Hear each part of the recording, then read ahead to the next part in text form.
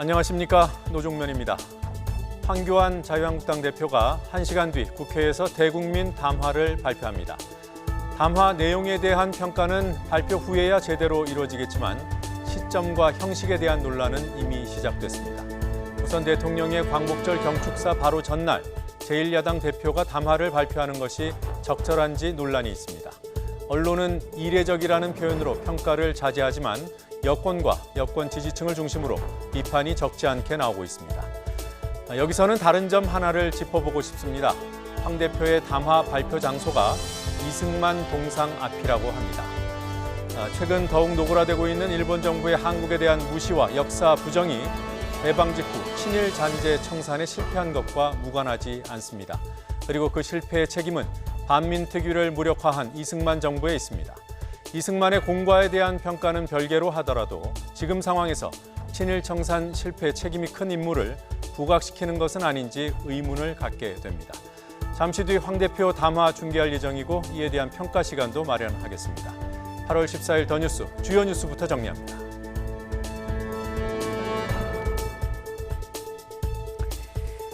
일본 경제보복으로 한일 갈등이 최고조에 달한 가운데 수요 집회가 1,400회를 맞았습니다. 오늘은 우리나라뿐만 아니라 일본과 미국 등 10개 나라, 34개 도시에서 동시에 집회가 열렸습니다. 백범 기념관에서는 일본군 위안부 피해자 할머니들이 참석한 가운데 기림의 날 행사가 열렸습니다. 독도에서는 만세 행사가 열렸고 일본 제품 불매 시민 행진도 예정돼 있습니다. 후쿠시마 원전 오염수 문제를 꾸준히 제기한 그린피스 전문가가 국회 간담회에 참석했습니다. 숀 버니 수석 원자력 전문가는 우리 정부가 일본의 오염수 방출을 막을 국제법적 권한을 갖고 있다고 강조했습니다. 정부도 국제기구와 함께 일본 오염수 문제를 공식 제기하기로 했습니다. 도쿄올림픽을 앞둔 일본의 가장 위협적인 카드라는 분석입니다. 홍콩 시위가 심상치 않습니다. 범죄인 송환법에 반대하는 시위대가 공항 점거와 자진 해산을 반복하면서 항공기 운항이 차질을 빚고 있습니다. 현재는 항공기 운항이 재개됐지만 시위가 다시 격화될 가능성이 남아 있습니다. 시위대 5명이 체포된 가운데 중국의 무력 진압 가능성이 제기되고 있고 트럼프 대통령은 평화로운 사태 해결을 촉구하고 나섰습니다. 안타까운 사고가 또 일어났습니다. 오늘 오전 강원도 속초에 있는 아파트 공사 현장 15층에서 공사용 엘리베이터가 추락했습니다. 이 사고로 노동자 3명이 숨지고 아래에서 작업 중이던 3명이 다쳐 병원으로 옮겨졌습니다. 경찰은 기계 결함 여부를 포함해 사고 원인을 조사하고 있습니다. 찜통더위와 태풍이 번갈아 오는 날씨가 반복되고 있습니다. 오늘은 서울과 대전 35도 등 전국 대부분의 지방에 폭염경보가 내려졌고 열대야도 이어지겠습니다. 내일은 10호 태풍 크로사가 일본에 상륙합니다. 우리나라도 간접 영향권에 들어 동해안을 비롯한 전국에 비가 내리겠습니다. 더 뉴스 본격적으로 시작합니다.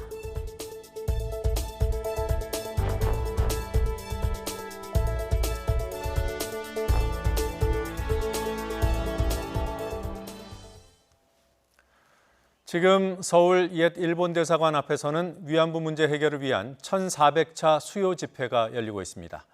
위안부 기림일과 겹치는 날이기도 해서 전 세계 10개국 34개 도시에서 연대 집회가 열렸습니다. 서울 집회 현장에 중계차 나가 있습니다. 김대겸 기자. 네, 수요 집회 현장에 나와 있습니다. 네, 오늘 평소보다 많은 시민이 모였다고 들었습니다. 현장 분위기 어떻습니까?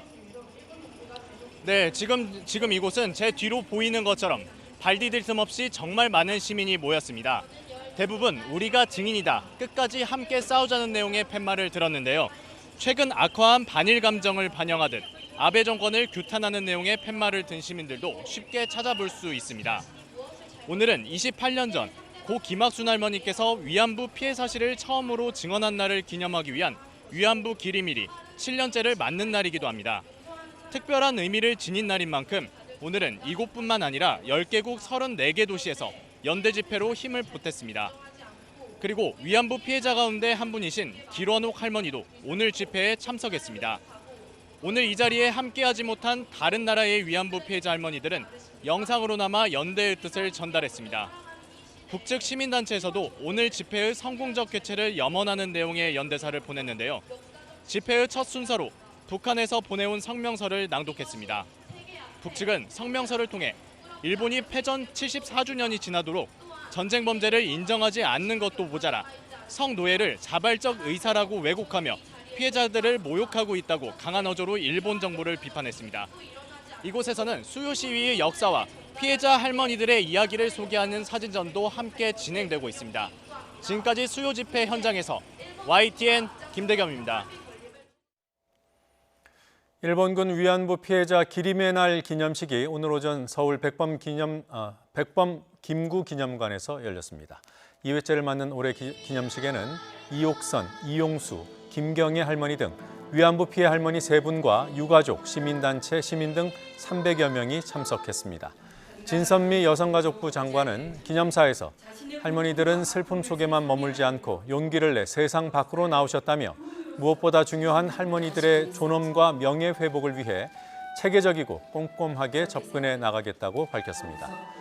특히 위안부 관련 자료들을 집대성해 연구와 조사의 체계적인 기반을 다지고 자라나는 세대를 교육하겠다고 말했습니다. 8월 14일은 지난 1991년 일본군 위안부 피해자였던 고 김학순 할머니가 위안부 피해 사실을 처음으로 공개 증언한 날입니다. 정부는 위안부 피해자들을 기리고 이 문제를 국내외에 알리기 위해 지난해부터 기림의 날을 국가기념일로 지정하고 기념식을 열고 있습니다.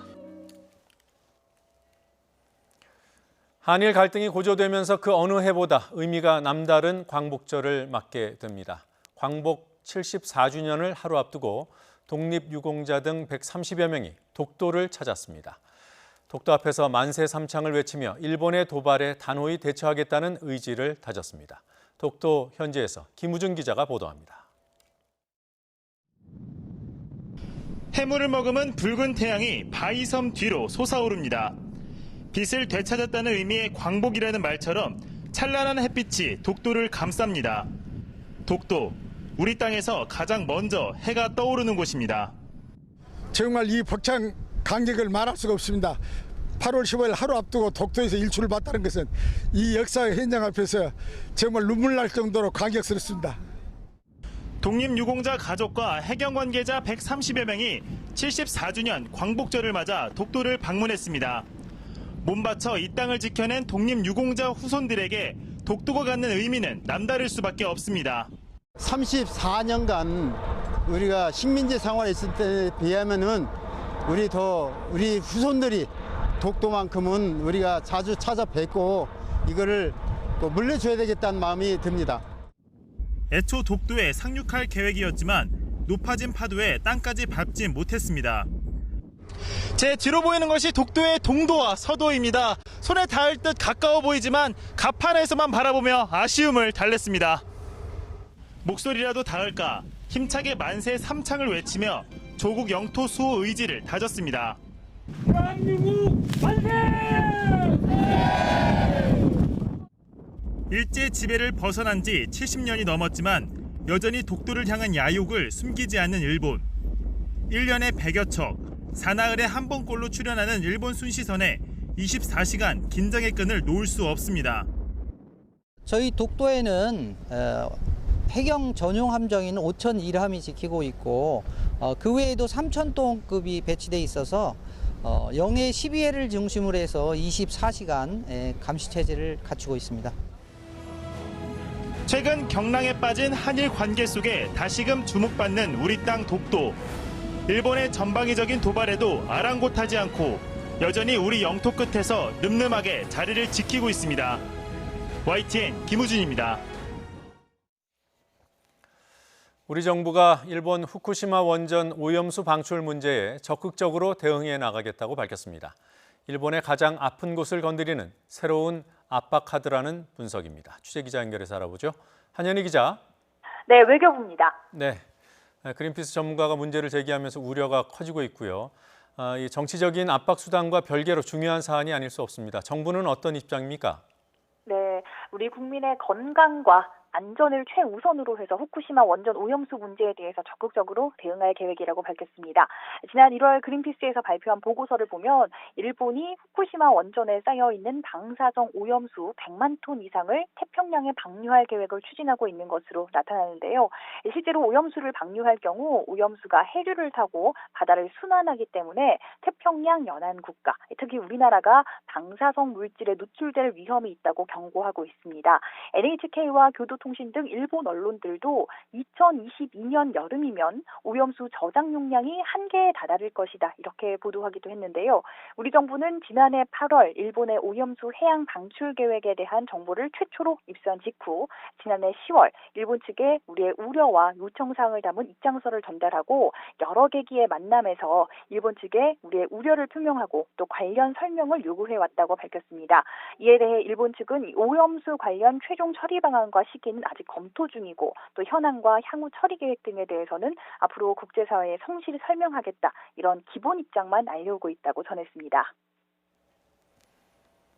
네, 국민 건강과 안전이 당연히 최고의 가치일 테고요. 한일 갈등 상황에서 일본의 아픈 곳을 찌르는 이런 대응 조치의 성격도 있는 거죠. 네, 표면적으로는 국민 건강 등을 내세웠지만 일본의 경제 보복 조치로 한일 갈등이 심각해진 상황에서 일본을 움직이려는 약박카드의 성격도 있는 것으로 보입니다. 특히나 내년 올림픽을 앞두고 분위기를 띄우려는 일본의 가장 아픈 곳을 겨냥했다는 분석인데요. 다만 아직 우리나라를 제외하고 후쿠시마 원전 오염수 방출 문제에 대해서 공개적으로 목소리를 내는 국가는 없는 것으로 알려졌습니다. 일단 외교부 당국자는 그린피스 등 환경단체에서 여러 우려를 표시하고 있고 태평양 연안의 많은 나라의 환경 당국이 이 사안을 지켜보고 있을 것이라 생각된다 이렇게 설명했는데요. 우선 다음 달 국제 원자력 기구 총회와 또 11월에 중국에서 열리는 한중일 원자력 고위 규제자 회의 등에서 관련 문제를 제기하는 방안을 검토하는 것으로 전해졌습니다. 지금까지 외교부에서 전해드렸습니다. 국회 산업통상자원 중소벤처기업위원회 산자위가 일본 규제에 대한 정부의 대응책을 점검하기 위해 오늘 전체 회의를 열었습니다. 그리고 정부는 이번 위기를 소재, 부품, 장비 산업 경쟁력을 근본적으로 개선하는 전화위복의 계기로 삼겠다며 대규모 투자 방침도 밝혔습니다. 취재기자 연결해서 알아보죠. 김주영 기자. 네, 국회입니다. 네, 국회 산자위 회의 아직도 진행되고 있습니까? 네, 국회 산업통상자원 중소벤처기업위원회 회의는 현재 오전 회의를 마치고 정회한 상태입니다. 오늘 회의의 핵심 주제는 일본의 수출 규제 조치와 그에 대한 대응 부분인데요. 성유모 산업통상자원부 장관과 박영선 중소벤처기업부 장관의 업무 보고에 이어 의원들의 질의응답이 이어졌습니다. 성 장관은 업무 보고를 통해 이번 위기를 산업 경쟁력 개선의 기회로 바꾸는 전화위복의 계기로 삼겠다고 강조했는데요. 부품 수입국 다변화나 7년간 7조 8천억 원에 이르는 R&D 분야 투자 등을 통해 100대 핵심 전략 품목의 공급 안정성을 높이겠다고 밝혔습니다. 대규모 R&D 투자를 7년간 약 7.8조 원을 지원하고자 합니다. 그리고 또 이 빠른 기술 축적을 위해서 R&D 방식도 혁신을 하고 또 특허 분석도 함께하고. 박 장관도 소재 부품 장비의 독립이 실현될 수 있도록 대중소기업 상생협의회, 모태펀드 조성 등을 통해 중소기업 지원에 나설 것이라고 설명했습니다. 업무보고 이후에는 여야 의원들의 질의가 있었는데요. 의원들은 주로 정부가 내놓은 대책과 관련해 현실성이 있는 것인지 캐물었고 이에 대한 장관들의 답변이 진행됐습니다. 그리고 오늘 오후에는 일본 규제 대응을 위한 민관정 협의회도 일정이 잡혀 있다고 들었습니다. 회의가 언제 열립니까? 네, 잠시 뒤죠. 오늘 오후 2시부터 국회에서 민관정협의회의 2차 회의가 열립니다. 여야 5당 관계자와 정부 측에서는 홍남기 경제부총리, 김상조 청와대 정책실장, 강경화 외교부 장관이 참석합니다. 민간 측에서는 박용만 대한상의회장, 송경식 경총회장 등 재계 관계자들이 참석할 예정인데요. 이에 따라 이번 회의에서도 앞선 1차 회의와 마찬가지로 경제 분야의 피해를 최소화하기 위한 대책을 집중적으로 논의할 전망입니다. 이와 함께 국회 외교통일위원장을 맡고 있는 한국당 윤상현 의원은 니카이 토시히로 자민당 간사장 등 일본 국회 주요 의원들에게 양국 의원 협력을 강조하는 메일을 보냈다고 밝히기도 했습니다. 이 메일에서 윤 위원장은 어려움이 닥치는 시기일수록 양국 국회는 더 폭넓고 깊은 대화로 새로운 길을 모색하는 것이 바람직하다는 뜻을 전했습니다. 지금까지 국회에서 YTN 김주영입니다.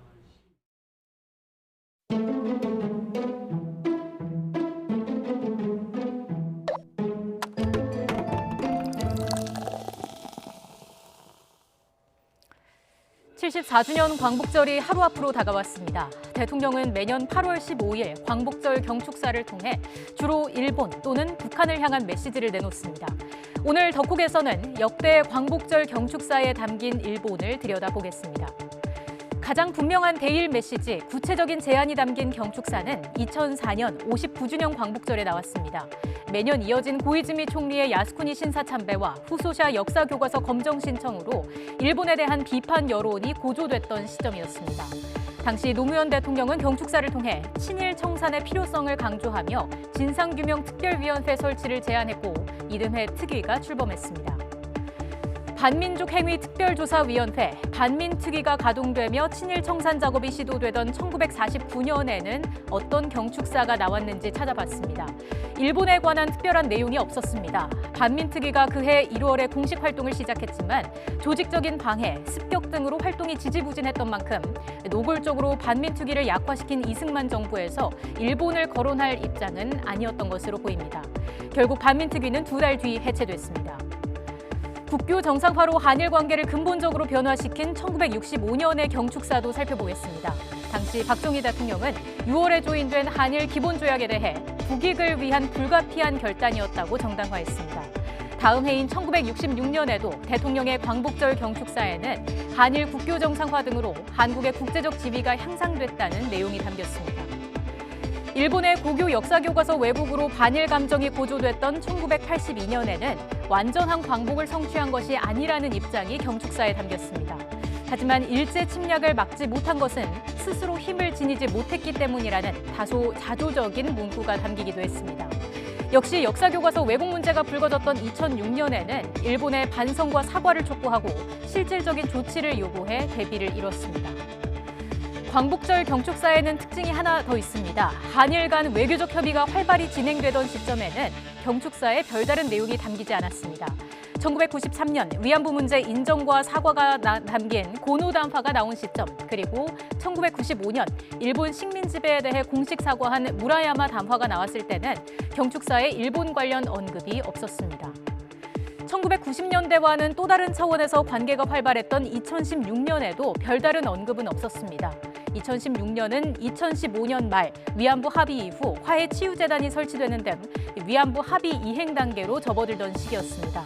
그해 11월에는 한일 간 최초이자 유일한 군사협정인 군사정보보호협정이 체결됐습니다. 한일 관계가 국교 정상화 이후 최악인 상황에서 74주년 광복절을 맞이하게 됩니다. 문재인 대통령의 경축사에 어떤 내용이 담길지 관심입니다. 일본을 압박하는 대응 조치가 담길지, 사태 해결을 강조하며 대화를 제안할지 주목됩니다.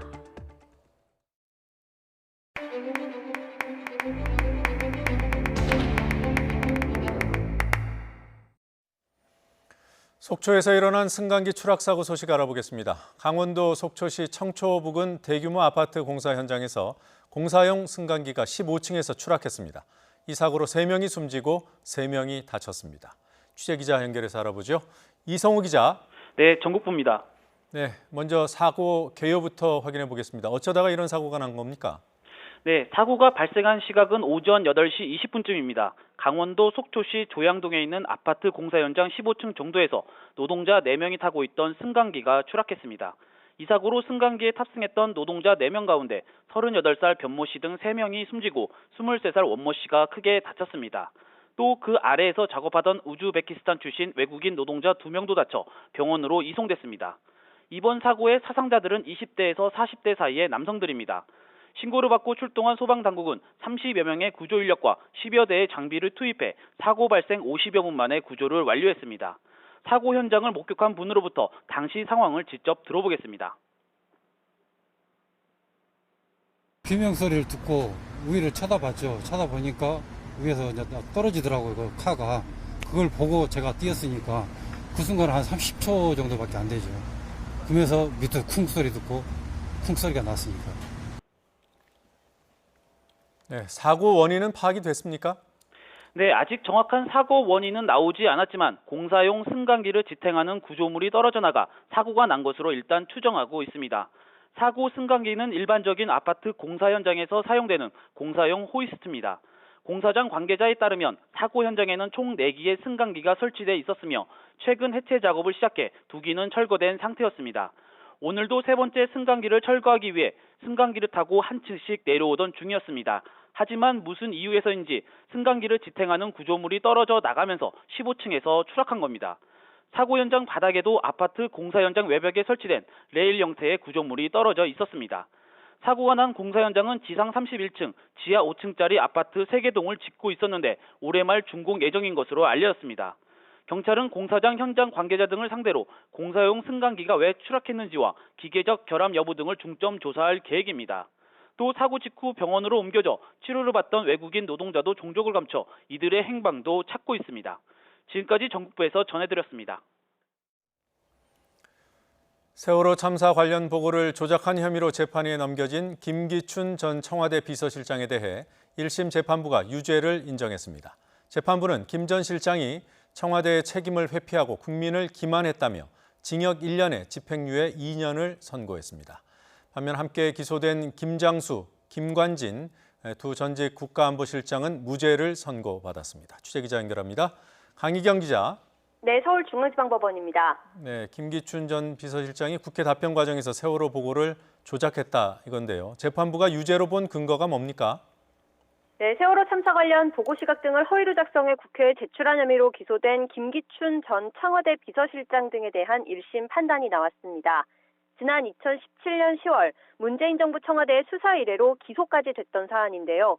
오늘 1심 재판부는 김기춘 전 실장의 세월호 관련 보고 조작 혐의를 유죄로 보고 징역 1년에 집행유예 2년을 선고했습니다. 재판부는 박근혜 당시 대통령이 상황을 실시간으로 보고받았다는 내용의 국회 서면 답변은 허위에 포함되고 김 전 실장도 이를 인식하고 있었을 것이라며 김 전 실장의 허위 공문서 작성 혐의를 유죄로 인정했습니다. 그러면서 김 전 실장이 청와대 책임을 회피하고 국민을 기만하려 했기 때문에 책임이 가볍지 않다고 지적했습니다. 김 전 실장은 앞서 블랙리스트 사건으로 징역 4년을, 화이트리스트 사건으로 징역 1년 6개월의 실형을 각각 선고받았고 두 사건 모두 대법원에서 상고심이 진행 중입니다. 함께 기소된 김장수 전 국가안보실장에 대해서는 대통령과의 최초 통화 시각에 대한 허위 조작 의도가 있었다고 단정하기 힘들고 문서 작성 시점에는 김 전 실장이 공무원 신분이 아니었다며 무죄를 선고했습니다. 또 김관진 전 국가안보실장이 국가위기관리 컨트롤타워가 청와대라는 내용의 대통령 훈령을 무단으로 변경한 혐의에 대해서도 증거가 부족하다며 무죄를 선고했습니다. 앞서 김 전 실장 등은 지난 2014년 세월호 참사 당일 박근혜 전 대통령이 첫 유선 보고를 받은 시각, 서면 보고를 받은 횟수 등을 사실과 다르게 적어 국회에 제출한 혐의로 재판에 넘겨졌습니다. 이와 함께 박 전 대통령에 대한 헌법재판소의 탄핵 심판 과정에서 세월호 상황 보고와 관련해 위증한 혐의로 기소된 윤전추 전 청와대 행정관에 대해서는 유죄를 인정했습니다. 재판부는 윤 전 행정관이 국민 이목이 집중된 헌법재판소의 탄핵 사건에서 증인으로서의 의무를 저버렸다며 징역 8개월의 집행유예 2년을 선고했습니다. 오늘 재판에는 세월호 참사 유가족들도 나와 선고를 함께 지켜보고 법원에 나온 피고인들에 대해 큰 소리로 항의하기도 했습니다. 자신들은 아직도 2014년에 살고 있다며 재판 내내 법원 곳곳에 울려 퍼질 정도로 오열했습니다. 방청권을 받지 못해 법정 밖에서 선고 결과를 전해들은 유족은 김 전 비서실장 등이 솜방망이 처벌을 받았다며 절대로 이 결과를 묵과하지 않겠다고 밝혔습니다. 지금까지 서울중앙지법에서 YTN 강희경입니다. 이번에는 홍콩 상황 점검해 봅니다. 시위대의 점거로 이틀 동안 항공 대란을 겪은 홍콩 공항의 항공편 운항이 오늘은 재개됐습니다. 하지만 오후에 또다시 공항에서 시위가 열릴 가능성이 있어서 여전히 긴장 상태입니다. 베이징 특파원 연결해서 알아보죠. 강성홍 특파원. 네, 베이징입니다. 네, 지금도 항공기 운항에는 문제가 없습니까? 네, 그렇습니다. 어젯밤에 경찰과 대치하던 시위 참가자들이 밤늦게 대부분 자진 해산했고 일부는 강제 해산되면서 오늘은 항공기 이착륙이 재개가 된 상태입니다. 공항당국은 현재 항공기 이착륙 일정을 계속 조정을 하고 있는데 오늘도 출발과 도착 비행편이 벌써 한 10여 편 정도씩은 취소가 된 상태입니다. 더구나 어제처럼 오후 들어서 공항 점거 시위가 재개될 수가 있어서 홍콩 공항의 상황은 여전히 매우 유동적입니다.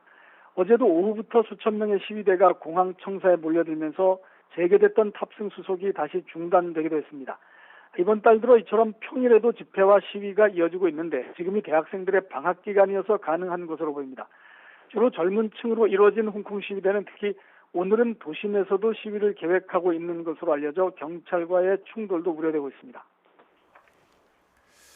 자, 강경 대응에 나선 홍콩 당국의 입장, 여전히 강경한 입장인가요? 그렇습니다. 공항 시위가 시작된 이후 처음으로 홍콩 경찰이 오늘 새벽 시위대 5명을 체포했다고 밝혔습니다. 이들에게는 경찰관 폭행과 불법 집회, 또 무기 소지 혐의가 적용이 됐는데 경찰은 이들이 취재진도 폭행했다고 덧붙였습니다.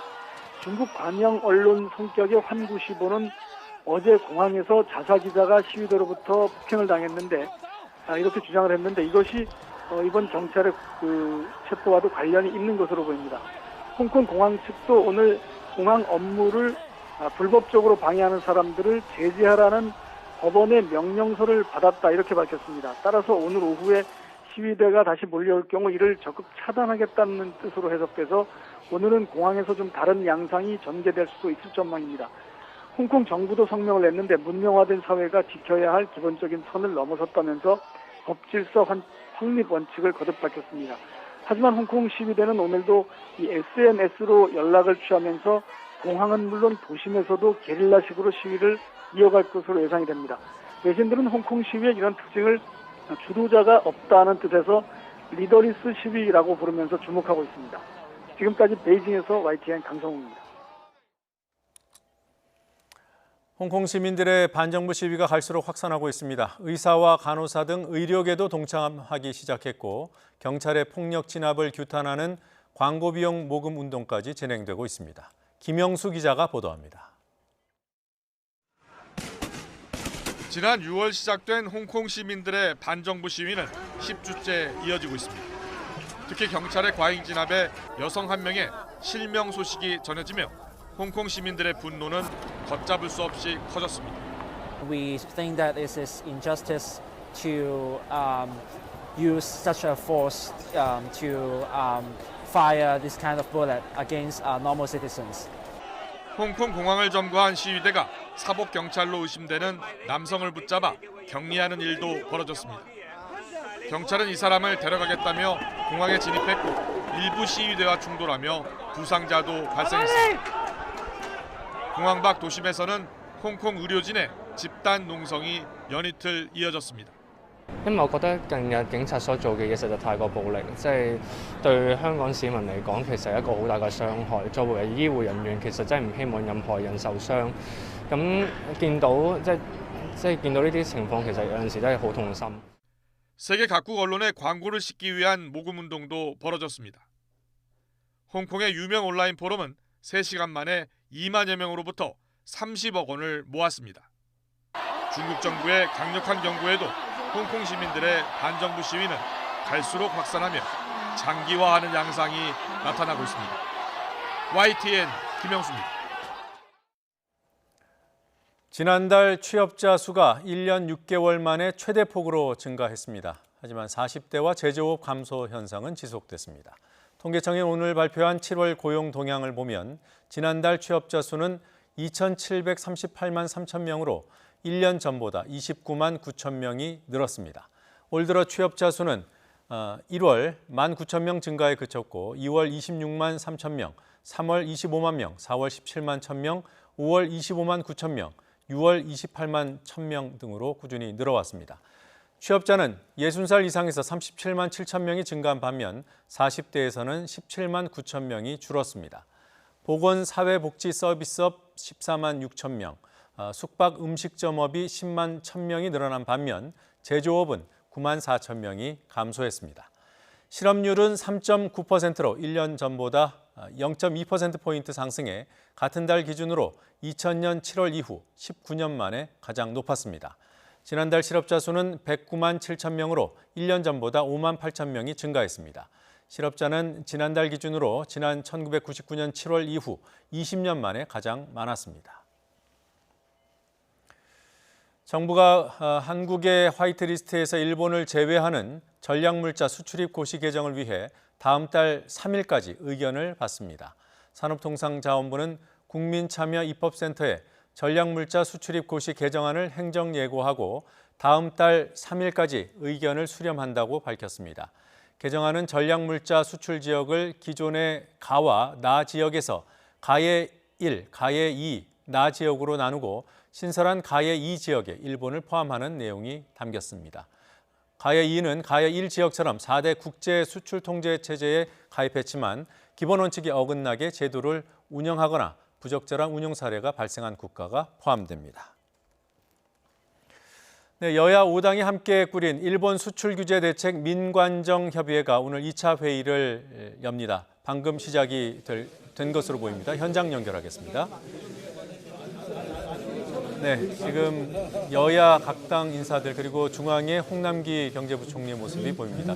일본 수출 규제 대책 민관정 협의회 2차 회의가 막 개막될 것으로 개회될 것으로 보입니다. 참석자들은 회의에서 일본 수출 규제와 관련한 대응책, 또 국내 산업 경쟁력 강화 대책 등에 대한 의견을 나눌 계획입니다. 네, 홍남기 경제부총리가 발언을 먼저 시작할 예정이고요. 잠시 뒤에 발언이 시작되면 현장음을 들려드리겠습니다. 관계 부처 장관들이 참석했고요. 또 경영계 대표, 노동계에서도 참석을 했습니다. 그리고 외교부 장관, 또 한국당 정진석 의원, 또 김상조 정책실장의 모습도 확인할 수 있습니다. 간단한 언론용 촬영이 끝나고 자리에 착석하는 모습입니다. 잠시 뒤에 회의가 시작될 예정이고요.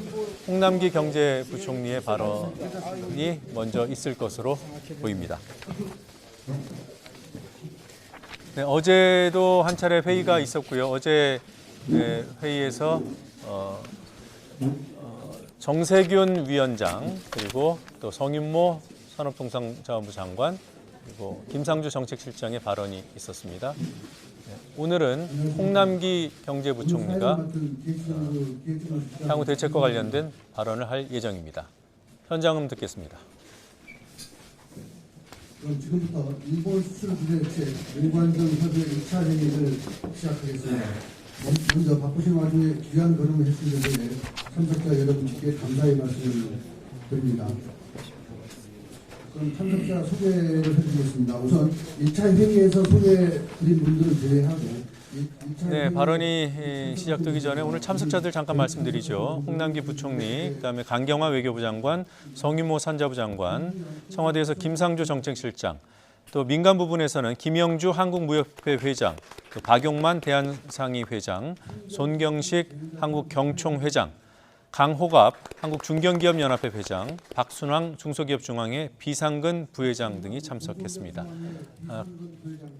네, 각 당에서는 민주당의 조정식 정책위 의장, 또 한국당에서는 정진석 일본 수출규제 대책 특별위원회 위원장, 바른미래당에서는 최입의 정책위 의장이 참석했습니다. 평화당 윤영일 정책위 의장, 정의당 박원석 정책위 의장도 참석했습니다. 지난달 31일 열린 첫 회의에서 외교적 해결 노력 및 또 전방위적인 국제공조 강화, 또 기업 피해 최소화를 위한 총력 대응 등을 골자로 한 7개 합의 사항이 발표된 적이 있습니다. 그리고 어제 생중계해드린 회의는 이 회의가 아니라 당정청 회의였습니다. 정정하겠습니다. 홍 부총리 말 들어보겠습니다. 노동조합 대표자 위원님 여러분, 그리고 여야 5당 대표자 위원님 함께해 주셔서 감사합니다. 특히 오늘 회의에서는 한국노총 위원장께서 처음으로 참석해 주셨습니다.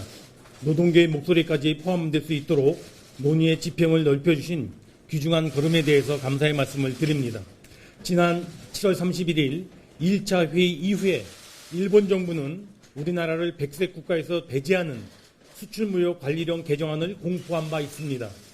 비록 지난 8월 7일 일본 정부가 세계 규제 품목 중에 한 건에 대해 수출 허가를 한 바 있지만 여전히 우리 기업은 일본 정부의 자의적인 판단에 따라 수출 여건이 좌우되는 불확실성 하에 놓여 있게 됐습니다. 이에 일본 정부는 그간의 부당한 조치를 조속히 원상 회복할 것을 다시 한번 촉구합니다. 우리 정부도 8월 5일 소재 부품 장비 경쟁력 강화 대책을 확정하고 8월 12일 전략문자 수출입 고시 개정안 발표를 통해 일본을 재분류하는 등 관련 사안들을 촘촘하게 챙겨나가고 있습니다. 무엇보다 일본의 수출 규제 조치로 인한 기업의 피해를 최소화하고 혹시 있을 피해가 발생 시에 정부가 즉각 지원할 수 있도록 만반의 준비를 다하고 있다는 점을 말씀을 드립니다. 아울러 이번 기회에 소재 부품 장비 자립화가 절대 흐지부지 되지 않도록 전담 논의기구를 마련하고 대중소기업 상생 생태계를 구축하는 등 철저하게 이행해 나가도록 하겠습니다. 특히 정부의 지원이 지속적으로 그리고 안정적으로 이루어질 수 있도록 재정 지원 방식을 보다 확실하게 제도화해 나갈 계획입니다. 일본 수출 규제에 효과적으로 대응하고 이를 전화위복의 기회로 만들기 위해서는 오늘 이 자리에 참석해 주신 경제단체 및 노동계의 대표자님들 그리고 여야 5당의 대표님들의 목소리 한 목소리 하나가 그리고 하나된 대응이 매우 중요합니다. 오늘 자리를 함께하신 경제 5단체 대표자분들께서는 경제계가 필요 이상의 불안해하거나 위축되지 않도록 독려해 주시는 막중한 역할과 임무가 있다고 저는 생각합니다. 대기업은 과감한 투자를, 중소기업은 적극적인 부품 소재에 대한 기술 개발을, 그리고 대중소기업 간에는 획기적인 상생 협력의 모습을 보여줘야 할 것입니다. 노동계에서도 오늘 회의에 참석해 주신 것에 대해서 다시 한번 환영의 말씀을 드리며 다가오는 파고를 함께 넘기 위해 힘을 모아주실 것을 요청드립니다. 기업들이 위기를 극복하고 한 단계 도약하기 위하여 필요한 법안에 대한 개정은 이 자리에 참석해 주신 여야 정치권만이 해 주실 수 있는 사안들입니다. 기업들은 소재부품 장비 산업 육성 특법을 비롯하여 피해 기업에 대한 세제 지원을 위한 조세 특례 제한법 등 법 개정이 원활히 이루어질 수 있도록 적극적으로 도와주실 것을 요청드립니다.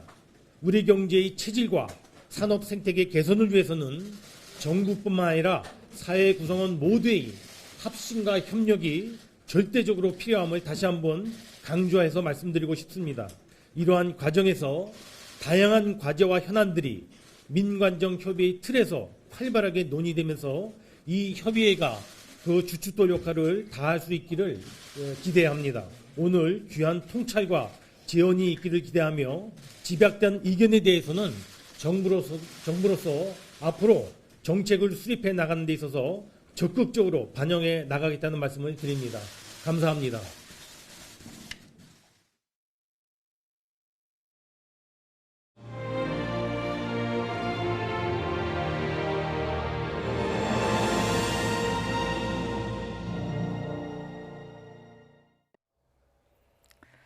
포항 호미곶은 호랑이 모습을 한 한반도의 꼴이라는 의미를 담고 있습니다. 그런데 일제는 민족 혼이 담긴 지명을 지우고 장기갑이라는 이름을 갖다 붙였습니다. 일제의 잔재가 남은 땅 이름을 되돌려 민족의 정기를 되살리자는 시도가 이어지고 있습니다. 박희재 기자가 보도합니다.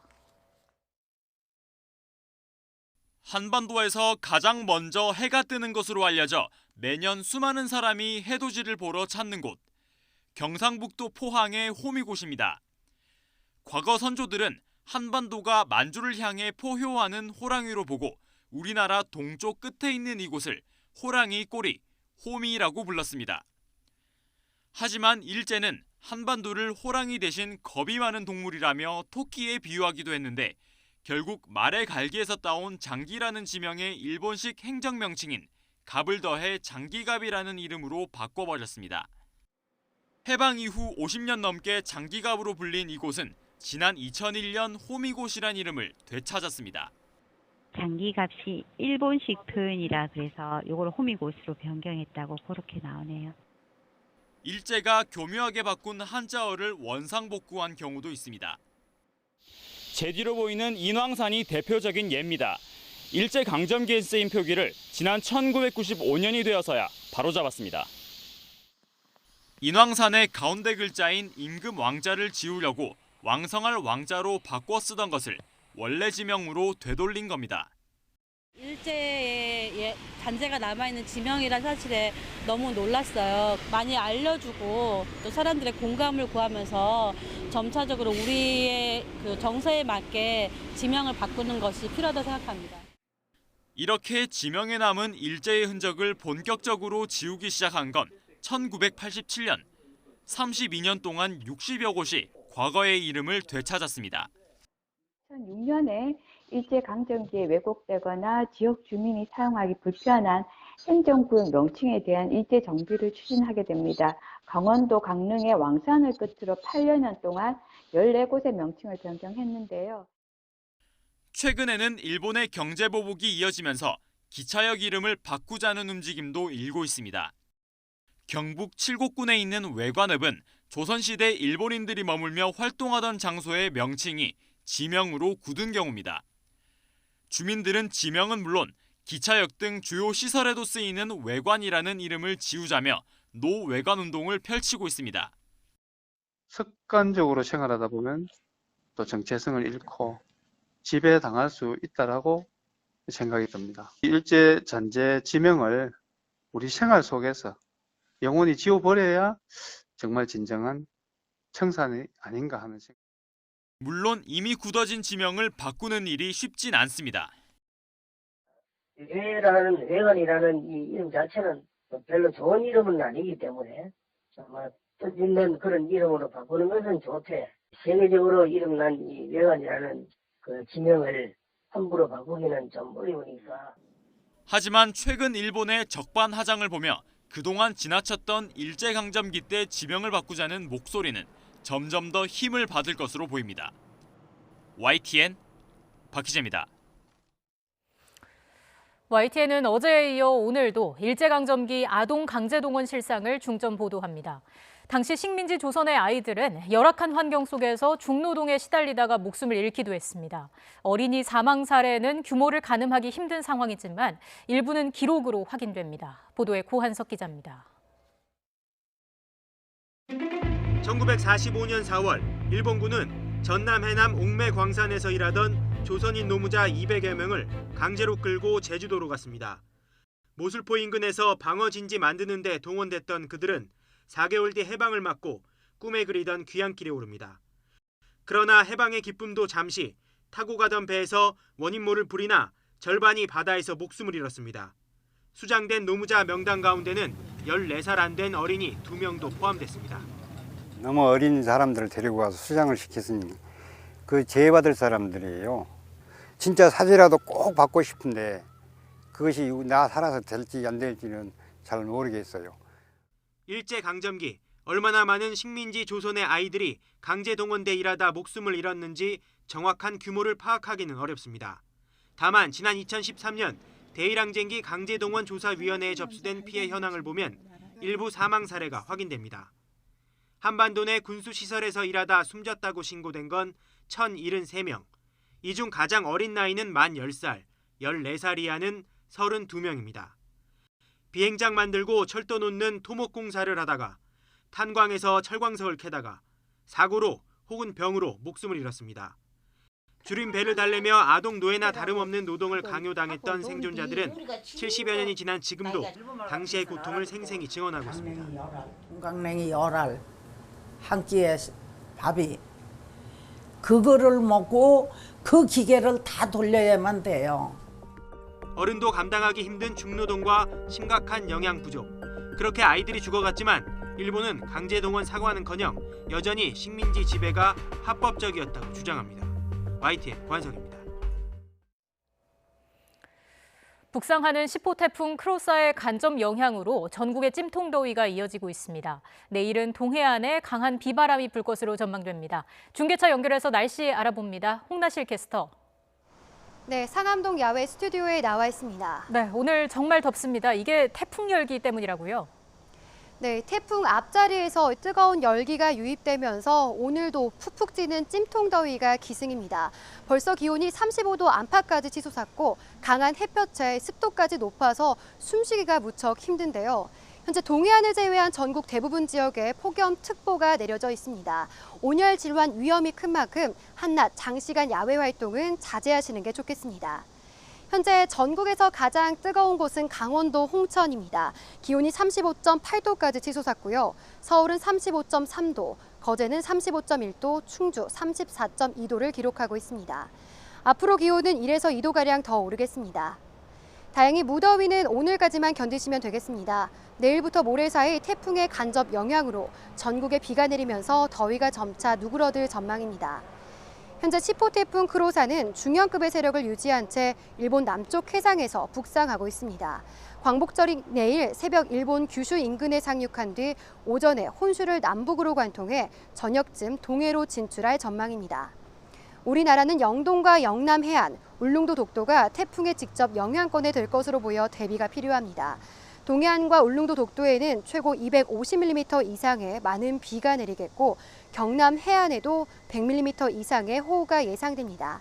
서울 등 내륙에는 20에서 60mm의 비가 내리겠습니다. 특히 태풍의 중심과 가까운 부산과 울산 등 영남 해안과 울릉도 독도, 동해안 남해상에는 태풍 예비특보도 내려졌습니다. 내일부터 모레 새벽 사이에 영동과 영남 해안에는 초속 20에서 30m의 강풍이 불겠고요. 또 시간당 50mm 안팎의 국지성 호우가 쏟아지겠습니다. 비바람으로 인한 피해가 없도록 각별히 주의하시기 바랍니다. 지금까지 상암동 야외 스튜디오에서 YTN 홍나실입니다.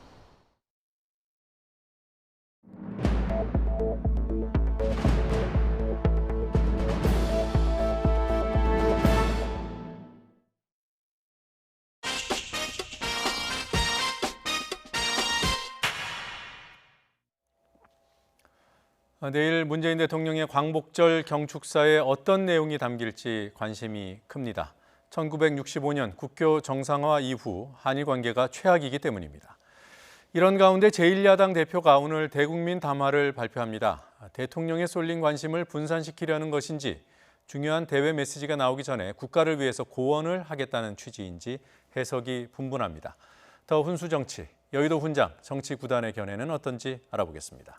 박주원 의원 스튜디오에 나왔습니다. 어서 오십시오. 네, 안녕하세요. 네, 이제 당을 말씀드릴 수가 없네요. 네, 황교안 대표. 대한신당입니다. 네, 아직 당이 아니니까. 예. 예.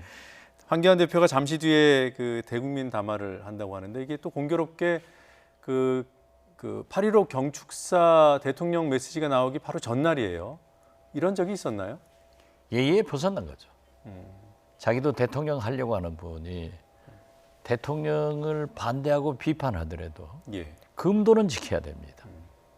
그렇기 때문에 대통령이 연두교서를 하거나 연두회견을 하거나 또는 광복절 후에 야당 대표를 하는 것이 예의입니다. 네.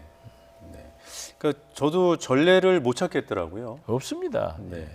언론에서는 지금 이례적이라고만 하는데, 자, 뭐 경축사가 조금 있으면 이제 담화가 조금 있으면 발표될 테니까 같이 토론하다가 보고 또 질문을 드리도록 하겠습니다. 담화 원고 제가 한번 봤어요.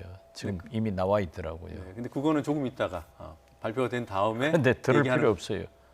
무슨 말인지 삼라만상을 다 열거해 놓은 거예요. 예, 그럼 그 얘기 전에요 한 가지만 여쭤보죠. 이승만 전 대통령 동상 앞에서 발표를 한다고 합니다. 그 부분은 어떻게 평가하세요?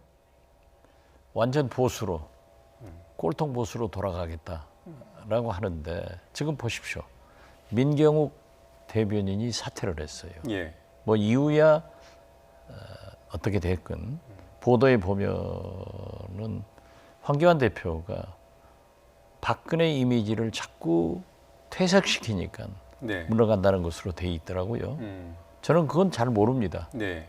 그런데 황교안 대표는 그렇게 보수를 하려면은 철저하게 보수의 길을 가야 되고 보수의 가치관은 잘못한 일에 대해서 엄격한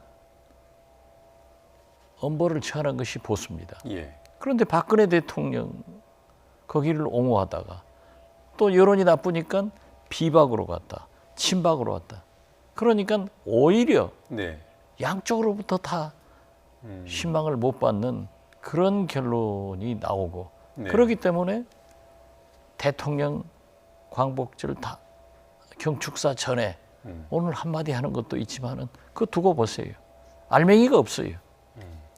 그 민경욱 대변인 얘기를 하셨습니다만 이번 그 오늘 있었던 그 당직 인사가 민 대변인이 먼저 사퇴를 하겠다고 해서 이루어진 겁니까? 그렇다고 보도가 됐더라고요.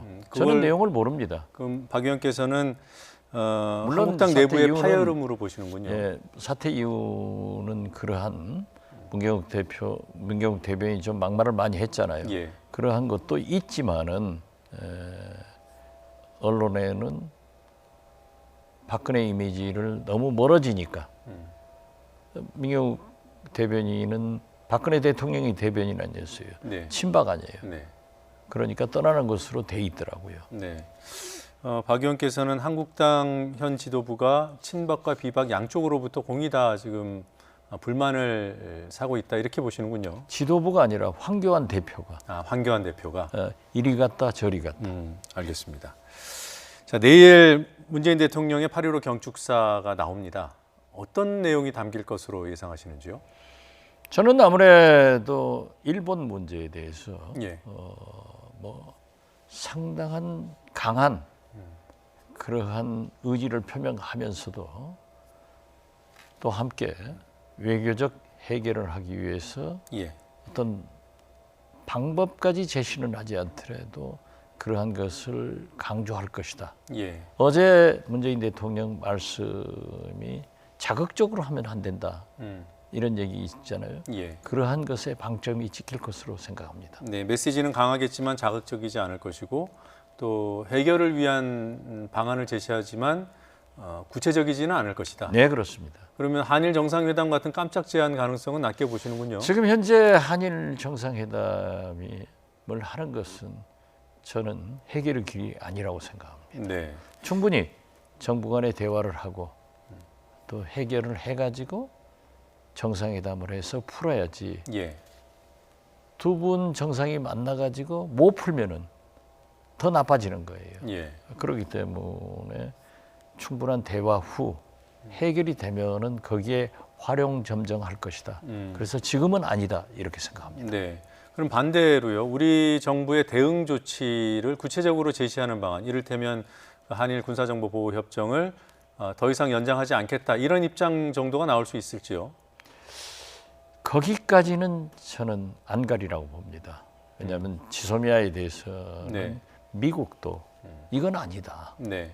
그리고 일본에서도 이건 아니다. 예. 라고 했기 때문에 어제 산자부 장관이 산업부 장관이 발표한 그러한 것을 뒷받침하면서 우리 국민들이 굉장히 지금 분노하고 있지 않습니까? 네. 이러한 것을 밝히면서도 그 다음 면에는 외교적 노력을 하겠다. 네. 이런 것을 좀 내비칠 것 같습니다. 그러니까 우리 정부의 기조인 어떤 미래를 준비하는 그러니까 산업의 생태계를 새로 구축해서 일본에 근본적으로 대응하는 방안 정도를 강조하는 수준일 것이다. 그렇습니다. 네. 또 그렇게 돼야 네. 전화위복의 계기가 되고 우리 국내 산업의 부품 소재, 네. 산업 등 수출 산업의 경쟁력을 갖출 수 있기 때문에 예.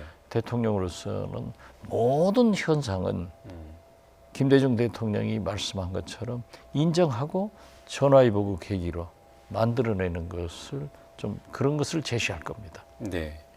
북한과 관련해서는 입장이 나올까요? 어떻습니까? 광복절 경축사가 대북 제의도 많이 나왔던 전례가 있습니다. 그렇습니다. 북한에 대해서도 말씀하실 것으로 저는 예상을 합니다. 지금 북한이 미사일 방사포 등을 계속 쏘아대고 예. 또 쏠 겁니다. 북미 실무회담 전까지. 그리고 지금 막말 공격을 하지만은 대통령으로서는 인내를 하면서 예. 북한을 더 설득하고 북미 실무회담을 통해서 비핵화의 길로 가는 것이 예. 결국 김정은 위원장이 표방한 문재인 대통령과 5일 능라체육관 20만 인민들 앞에서 제가 그 현장에 있었다니까요. 네. 김정은 위원장이 먼저 연설을 하고 문재인 대통령이 연설을 했어요. 비핵화에 대해서. 네. 그러니까 북한 인민들 20만이 일제히 함성을 지르면서 환호를 하더라고요. 그건 처음으로 인민들에게 공인받은 거예요. 네. 그렇기 때문에 경제 발전을 위해서 비핵화로 가고 예. 또 남북관계에도 우리는 지원하고 협력하겠다. 제가 오늘 제 미국 가려고 네. 북한을 다녀온 사람들은 미국에서 비자를 받아라 대사관에서 오늘 비자 받았어요. 네. 아주 간단하더라고요. 그러나 절차니까 받죠. 받아서 거기에서 미 대사관 해리스 대사나 루시창 정무공사 등 몇 분을 우연히 조우했는데 예. 그러한 얘기도 조금 나눴습니다. 그런데 결국 북미 실무회담에 앞으로 꼭 잘 되린다 네. 그런 부분은 없거든요. 그럼 이것을 조정하고 협력하고 해나갈 분은 문재인 대통령밖에 없기 때문에 예. 그 역할이 중요하다는 그러나 문재인 대통령은 겸손하게 그러한 것을 내일 제시하지 않을까 그렇게 예상합니다. 예.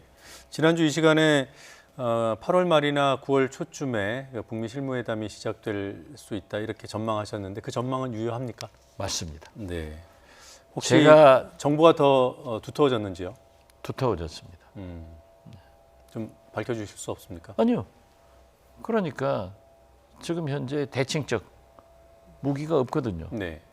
북한은 핵실험과 핵무기 개발 때문에 재래식 무기는 어떤 의미에서 보면은 6.25 당시의 수준이에요.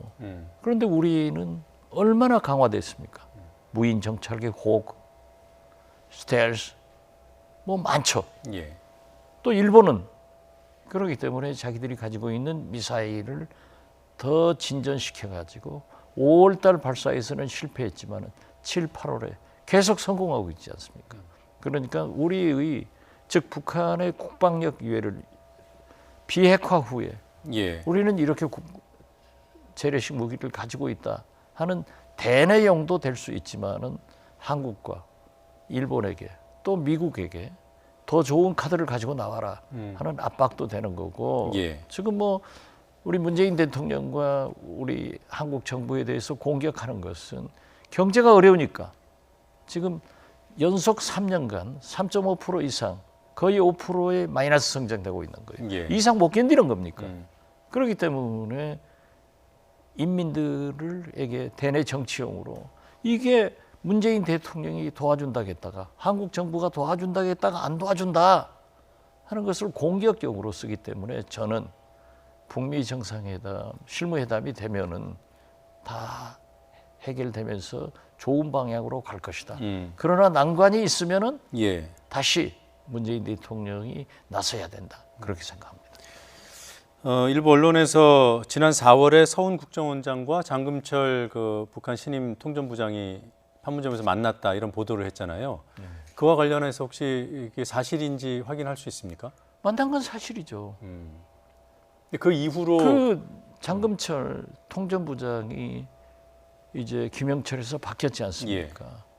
그러면 우리 국정원장과 북한의 통전부장은 수시로 만나야 됩니다. 네. 긴장 관계가 있으면 긴장 관계가 있어도 만나야 됩니다.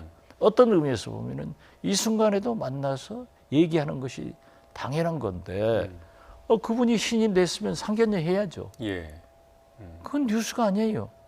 상식이고 해야 될 일이고. 예. 지금 문제 제기하는 언론에서는 그렇게 만났는데도 불구하고 5월에 미사일 발사하고 7월, 8월 또 계속 쏘고 있다. 한국 정부의 뭐라고 할까 역할이 북한에는 전혀 먹히지 않고 있다. 뭐 이런 얘기를 하고 싶은 것 같아요. 역설적으로 만나서 서로 얘기를 하면서 비핵화의 길로 네. 자기들의 길을 가는 거예요. 그래서 저는 이건 진짜 보수로부터 많은 비난받을 얘기입니다만 좋은 징조라고 봅니다. 네. 그렇게 해서 국방을 자기들도 방어용으로 가지고 있는 거지 공격력이 아니라는 것. 만약 북미 실무회담에서 성공하고 비핵화의 길로 간다고 하면은 훨씬 좋은 거 아니에요? 그리고 북미 간의 개선돼서 한반도 평화가 이루어지면은 우리도 무기를 가지고 없나요? 우리는 다 무기 가지고 있잖아요. 왜 우리는 무기 가지고 있으면서 북한 당신들은 가지고 있지 마라. 이건 아니죠. 그렇기 때문에 문제는 북미 회담이 잘 돼서 비핵화가 되고 한반도 평화가 된다고 하면은 방어용으로 우리가 무용지물로 만들도록 노력하는 것이 좋지. 자꾸 아무것도 안 된다. 특히 뭐 통미봉남이다. 또 한미 간의 공조가 안 된다 하는 건 아니에요. 한미 간의 공조도 지금 어느 때보다도 잘 되고 있다. 저는 그렇게 봅니다. 네. 뭐 지금대로라면 통미봉남이 아니라 미국하고 먼저 관계 개선을 해서 한반도 평화 체제 쪽으로 갈 것이다 이렇게 예상하시는 거죠? 그렇죠. 당연히 그렇게 가야죠. 그러면 내일 그 문 대통령의 그 광복절 경축사에도 그런 맥락에서 조금 더 견디고 기다리는 그런 차원의 입장이 들어가겠네요. 저는 그렇게 예상을 합니다. 뭐 전략적 인내라고 하는데 뭐 기왕에 참은 김에 조금 더 참자라는 얘기도 있더라고요. 그래서 대통령께서 그렇게 노골적으로 표현은 하시지 않을 망정, 그런 표현이 안 들어가 있을 망정 맥락을 보면은 일본은 강한 메시지를 주면서도 외교적 해결을 그리고 북한에는 좋은 제안을 하면서도 당신들도 좀 자제해라. 또 북미 대화를 잘해서 비핵화의 길로 가라 하는 은근한 메시지가 전달될 것 같습니다. 알겠습니다. 국내 정치 얘기를 좀 해보겠습니다. 또 우리 당 물으려고요? 네. 그건 하지 마세요. 대한정치연대 지금 몇 명이 함께하고 있습니까?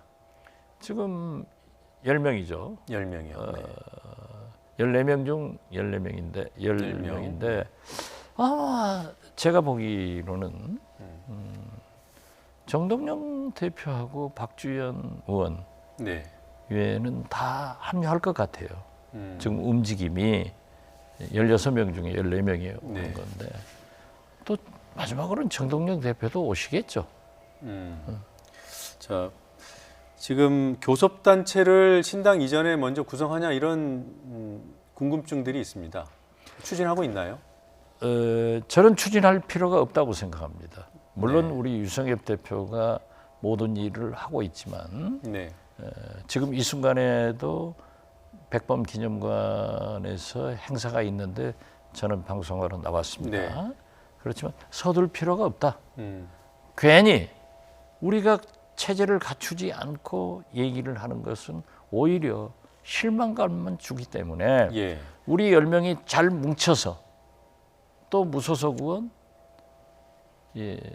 민주평화당에 남아있는 황주홍, 조배수, 김광수 이런 분들도 오시게 해가지고 물론 더 커지는 정당을 하지만은 괜히 합종 연행하고 뭐 바른미래당 뭐 누구하고 이런 걸 해가지고 오히려 정략적으로 보일 필요 없다. 우리가 간결하고 개혁적이고 대안을 제시하면서 결국 길을 가면은 좋은 정당이 될 것이다. 하지 무리해서 그렇게 할 필요 없다. 저는 그렇게 생각합니다. 그러면 현재 10명인데 이걸 20명까지 이렇게 뭐라고 할까요? 다 이렇게 영입해 와서 무소속도 영입해 오고 이래서 교섭단체를 만들 것이다. 이런 예상은 동의하지 않으시는군요. 동의는 하지만은 그렇게 갈 것으로는 보십니까? 자연스럽게 이루어져야지 그렇게 뭐 정치 공학적으로 그러한 것은 국민들이 화납니다. 저도 오랫동안 정치를 했기 때문에 변화를 이끌어야 되고 국민이 생각하는 것을 따라가야지 옛날에 머물러 있으면 안 되죠. 그럼 제가 이렇게 이해했는데 맞는지 좀 봐주십시오. 현재 10명이지만 뜻을 같이 하는 사람들을 더 모을 것이다. 그렇습니다. 모아서 그 결과적으로 20명이 넘으면 당연히 교섭단체. 당연히 그렇게 해야죠. 교섭단체 구성을 위해서 사람들을 영입하지는 않을 것이다. 그렇습니다. 알겠습니다. 제2의 안철수를 찾고 있다고요? 그 제2의 안철수라고 하는 것은 네. 우리가 3년 전에 제3세력, 제3당이 출연할 수 있는 것은 안철수 같은 젊고 미래형, 네. 21세기형 지도자가 있었기 때문에 그러한 것이 가능했어요. 네. 그렇기 때문에 그러한 실력과 모든 것을 갖춘 사람을 찾아야 된다. 예. 그래서 저는 정경영 대표에게도 당대표 나오지 말고 네. 그래도 우리 초선 의원 중 최경환, 김경진, 이용주 의원을 경쟁시켜보자. 그랬더니 이 세 분이 합의를 해서 김경진 의원을 하자. 그랬는데 안 됐어요. 이제 나오니까. 예. 그래서 김경진 의원을 지방선거 때 선거대책위원장으로 앞세웠지만은 또 적은 당에서 당 대표와 선거대책위원장은 예. 한계가 있더라고요. 그래서 저는 그러한 안철수 같은 그런 사람이지만은 실패한 안철수는 아니에요. 안철수를 찾는 게 아니고 네. 그러한 젊고 미래형 지도자를 또는 경륜이 충분한 김종인 같은 분을 모셔다가 깨끗하게 선거를 한번 치러보자. 예. 그래서 호남에서 지역구 기반이 있기 때문에 민주당과 경쟁을 하고 결과적으로는 호남 민심대로 문재인 대통령이 성공하고 진보 개혁 정권에 재창출되도록 우리가 노력을 하자. 예. 이런 겁니다. 지금 뭐 안철수, 김종인 이런 분들 이름을 거명했지만 그런 사람을 찾자. 그 당시의 이미지에 맞는. 그렇죠. 지금 그분들하고 같이 하겠다는 뜻은 그건 아니죠. 그런 오해가 있을까 봐 제가 말씀을 드려봤습니다. 그러니까 정동영 대표도 저한테 그랬더라고요. 엊그제까지는 원로 정치인이 방해하고 예. 조정하고 비례대표 선정권 등 공천권을 달라고 했다. 예. 하는데 어제 오늘 아침 한국일보를 보면은 그 원로 정치인이 전남의 원로 정치인을 추대해가지고 공천권을 달라고 했다. 예. 이렇게 말을 바꿨더라고요. 이것은요 고도의 나쁜 전술입니다. 이 적은 호남에서 전북과 전남을 갈라치게 하고 예. 또 저 위에 더 원로라고 하면은 누구겠습니까? 누굽니까? 그건 제가 말씀드리지 않죠. 그렇지만은 다 떠오르잖아요. 이런 일을 하면 안 되죠. 네. 그리고 우리 정동영 대표가 더 각오하는 서울에 원에 지역위원장한테 가서 최고위원을 줄 테니까 탈당하지 마라. 예. 이건 구태예요. 알겠습니다. 이런 짓 해서는 안 돼요. 자, 안철수 전 대표 얘기가 나왔으니까 지금 뭐 여기저기서 얘기는 나와요. 근데 본인이 지금 시점에 움직일까요? 계산할 겁니다. 그러니까 측근들한테 내 말을 하지 마라. 네. 이렇게 하지만은 아마 복잡한 계산을 해보면은 곧 들어옵니다. 아, 곧 들어온다는 그런 전망을 일관되게 유지하고 네, 계시는데 그렇습니다. 들어온다고 보시는군요. 자, 지금 그 황교안 대표 앞서 말씀드린 대로 대국민 담화를 발표하겠다고 했고 지금 조금 전에 시작이 됐다고 합니다. 현장 연결해서 황교안 대표가 어떤 말을 하는지 잠깐 듣고 얘기 이어가겠습니다. 저와 우리 당에 주어진 역사적 책무라고 믿고 있습니다. 국민 여러분, 저는 결국 대한민국의 헌법 정신을 되찾는 것이 지금의 위기를 극복하는 근본이라고 생각합니다. 제가 추구하는 핵심 가치 역시 헌법 정신에 따른 자유, 민주, 공정입니다. 저의 목표도 마찬가지로 자유민주주의, 그리고 시장경제, 법치주의의 완숙한 성취에 있습니다. 포용과 통합, 원칙과 발음, 품격과 배려를 통해서 이를 실현해 나가도록 하겠습니다. 그 과정에서 지속 가능한 성장을 이룰 준비된 미래, 새로운 한반도 시대를 이뤄갈 당당한 평화를 도모해야 합니다. 오늘을 이기고 내일로 나가는 길, 오늘을 이기고 내일로 나가는 길, 바로 여기에서 길을 찾겠습니다. 그리고 이 길이 바로 우리 국민들께서 바라고 계신 자유와 번영의 길이라고 믿습니다. 이제 흔들리는 대한민국 완전히 바꿔야 합니다. 이러한 철학과 비전을 토대로 해서 대한민국 대선언의 5대 실천 목표를 국민 여러분께 말씀드리고자 합니다. 첫째는 뭐니 해도 결국 잘 사는 나라를 만들어야 합니다. 국가 발전과 국민 행복의 근본 토대는 결국 경제적 풍요입니다. 소득이 성장을 이끈다는 이 정권의 정책은 출발부터 틀렸습니다.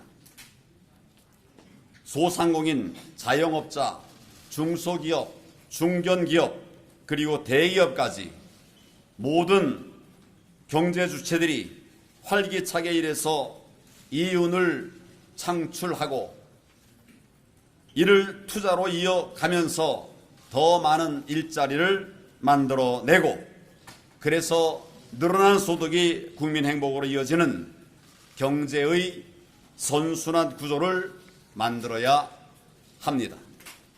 이를 위해 저와 우리 당은 과도한 최저임금 인상, 근로시간 강제 단축과 같은 경제를 망치는 반시장, 반기업 정책을 반드시 바로 잡겠습니다.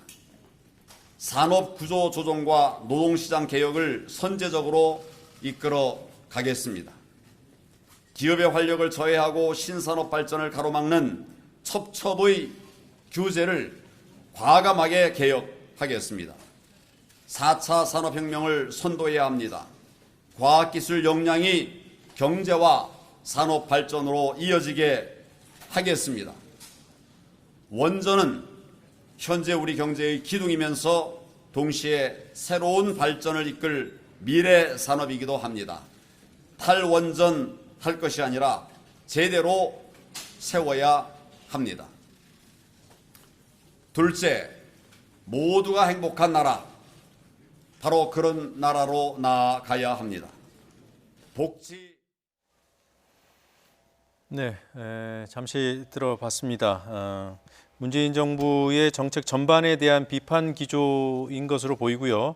일단 지금 들은 부분에서는 문재인 정부의 소득주도 성장에 대한 비판, 또 탈원전 정책에 대한 비판 등이 담겨 있었습니다. 전반적으로 내용을 또 원고를 통해 보셨을 텐데요. 어떻게 평가하십니까? 글쎄요, 저분이 항상 얘기하는 것은 삼라만상, 모두를 다 열거하더라고요. 예. 그런데 지금 만약 소득주도 성장, 저도 문재인 대통령의 경제정책에 부분적 반대를 하는 사람입니다. 그렇기 때문에 자기들 보는 견해에서 실패한 경제정책과 자기들이 보수이기 때문에 대북정책 틀렸다는 거 아니에요. 예. 그걸 명확하게 짚어서 이게 잘못됐는데 나는 이렇게 하겠다 하는 대안을 제시하지 않고 모든 걸 다 잘못했다고 하니까 예. 하나도 기억이 안 남는다. 저는 그렇게 평가합니다. 예, 그리고 지금 그 담화 발표하고 있는 내용 앞서서 문재인 정부가 제대로 역할을 못하고 있지 않나라는 의문을 제기하면서 앞선 지도자들 얘기를 좀 했어요. 위대한 지도자들이라고 표현을 하더군요.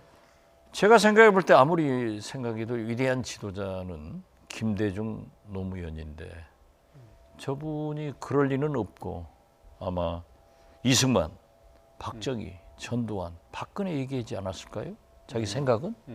그러니까 이승만 대통령 동상 앞에서 하는 건데 네. 저걸 벗어나야 돼요. 네.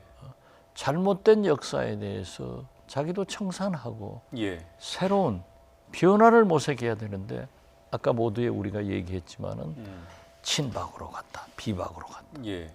이게 왔다 갔다 하니까 지지도가 정체성이 흔들리는 거예요. 예. 지금 화면에도 나옵니다만 박 의원님 조금 전에 짚어주신 대로 지금 황교안 대표가 이승만 전 대통령 동상이 세워져 있는 국회 그 홀에서 오늘 담화문을 발표했는데 그 담화문에 담긴 위대한 지도자 중에 한 명으로 이승만 전 대통령을 부각시키고 싶은 것이 아니냐 이렇게 보시는 거군요. 그렇죠. 네. 지금 일본과의 갈등이 불거져 있는 시점이잖아요. 그렇죠. 그리고 이승만 전 대통령 하면 뭐 공과가 있겠습니다만 친일 청산 못했다는 부분이 대표적인 과 중에 하나 아니겠습니까? 그렇죠. 이런 시점과 저런 장소 선택과 이런 정무적으로 판단할 때는 어떻습니까? 그러니까 시대착오적이고 반역사적인 길을 가고 있는 거예요. 물론 이승만 대통령은 건국의 아버지로 존경할 부분도 있지만은 친일 청산하지 않은 것도 있고 또 이승만 대통령은 과거에 우리가 대포를 북을 향할 게 아니라 일본을 향해야 된다 하는 말씀도 있어요. 네. 그러나 지금 현재 종합적으로 볼 때 그러한 것을 옛날로 수구적으로 저렇게 돌아가는 것이 시대 정신에 맞느냐 이거죠. 네. 그러니까 오늘 재미있는 여론조사가 2개 나왔던데 어떤 겁니까? 조국 법무부 장관 지명에 대해서 젊은 사람들은 다 칭찬을 좋다고 거의 47, 8%가 되고 반대하는 사람은 43%가 되더라고요. 여기는 기성세대예요. 그러면은 무엇을 택할 것인가? 황교안 대표는 앞으로 대통령이 되기 위해서는 새로운 변화를, 시대 정신을, 역사적 성찰을 하는 지도자가 돼야지 자꾸 과거로 돌아가서 이상만, 박정희, 박근혜 시대를 생각하면 안 된다. 저는 그렇게 생각합니다. 예, 알겠습니다. 오늘 말씀 여기까지 듣겠습니다. 네, 고맙습니다. 감사합니다.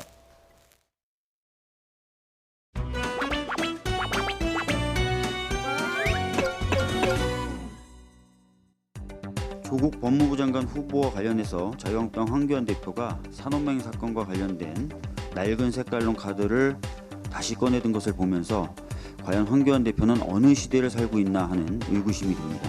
자유한국당의 전신인 새누리당은 다 아시다시피 2012년 총선에서 당시 산업맹의 대표 인물격이었던 사람을 영입하려고까지 했습니다.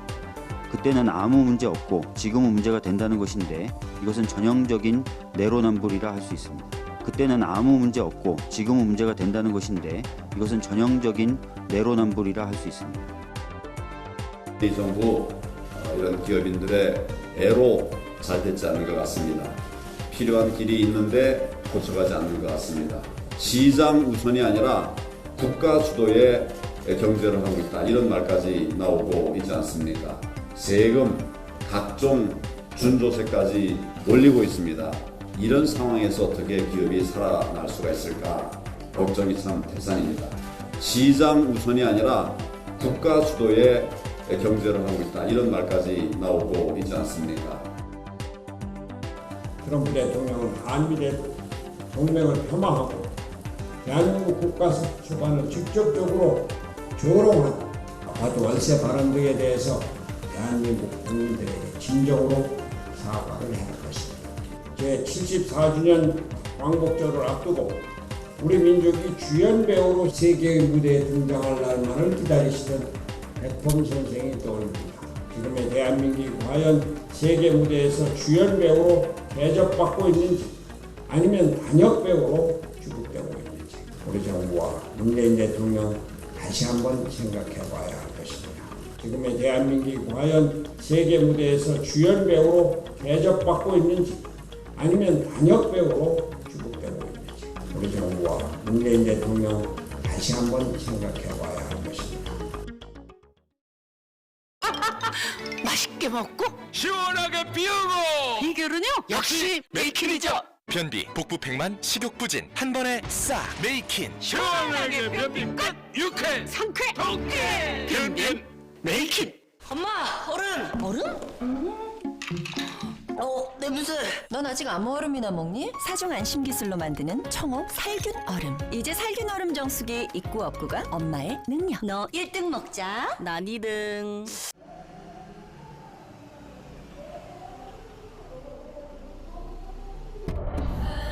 Et vos pieds sur une chaise.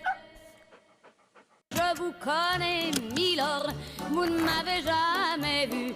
Je ne suis qu'une fille du port, une ombre de la rue. 홈라이프를 즐기다. 홈라이프 SUV 베뉴.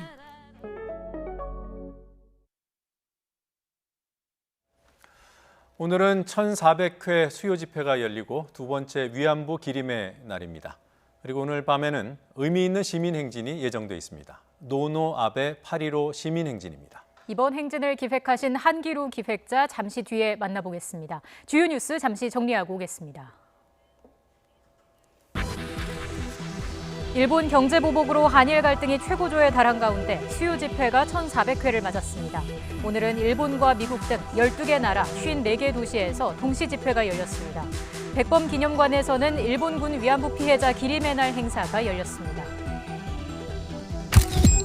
정부가 후쿠시마 원전 오염수 문제를 공식 제기하기로 방침을 정한 가운데 숀 버니 그린피스 수석 원자력 전문가는 국회 간담회에서 우리 정부가 일본의 오염수 방출을 막을 국제법적 권한을 갖고 있다고 강조했습니다. 혐한 방송으로 질타를 받는 일본 DHC 자회사 DHC 텔레비전이 공식 입장문을 내고 한국과 관련된 방송 내용에 전혀 문제가 없다고 주장했습니다.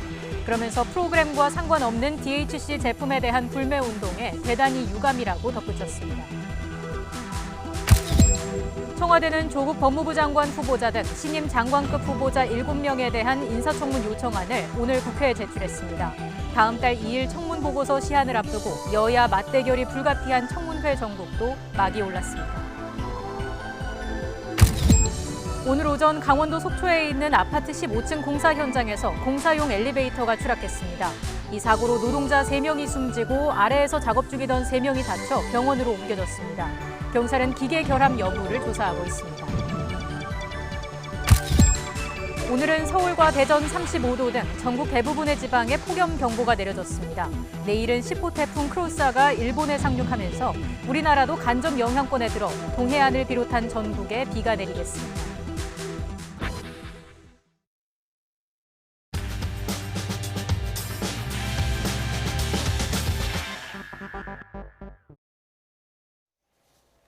일본의 경제 보복에 맞서 자발적인 일본 제품 불매 운동이 확산되고 있습니다. 일본 여행 취소가 잇따르고 있고 인터넷을 중심으로 극우 성향의 일본 회사가 만든 제품을 찾아내는 불매 운동도 점차 확산되고 있습니다. 네, 광복절을 앞두고 일본 제품 불매 운동 시민 행진까지 추진되고 있습니다.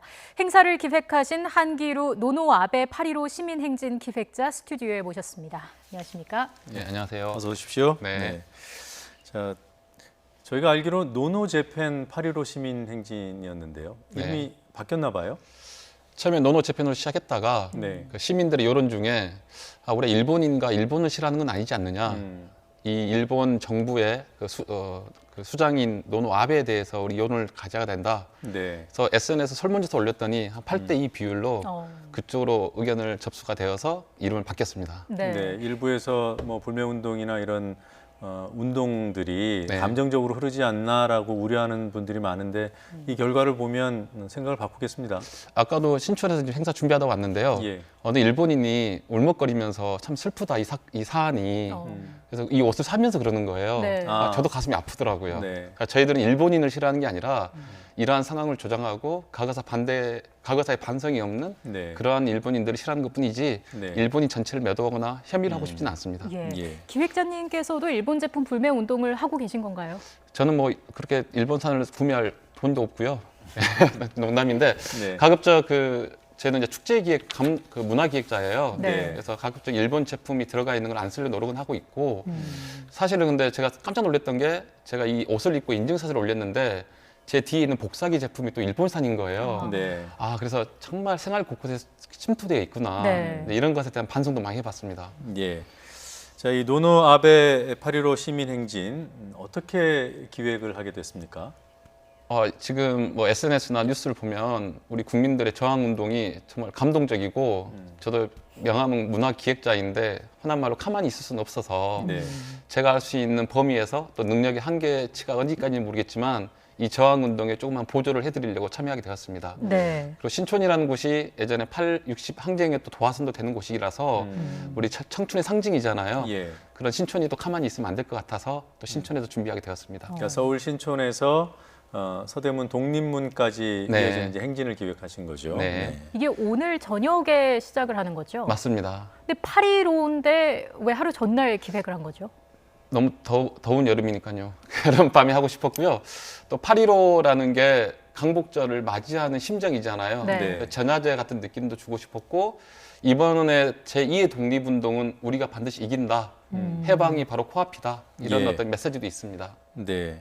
지금 이제 곳곳에 그 8.15의 상징을 심어두시는 것 같아요. 기획을 하시는 차원에서 참가하는 시민 수를 8,150명으로 잡으셨다고요? 뭐 마음 같아서는 81,500명이 되면 좋겠는데 일단 그 페이스북 상에서는 벌써 한 18만 명이 관심 있으면 눌렀고 28,000명이 참석 버튼을 눌렀어요.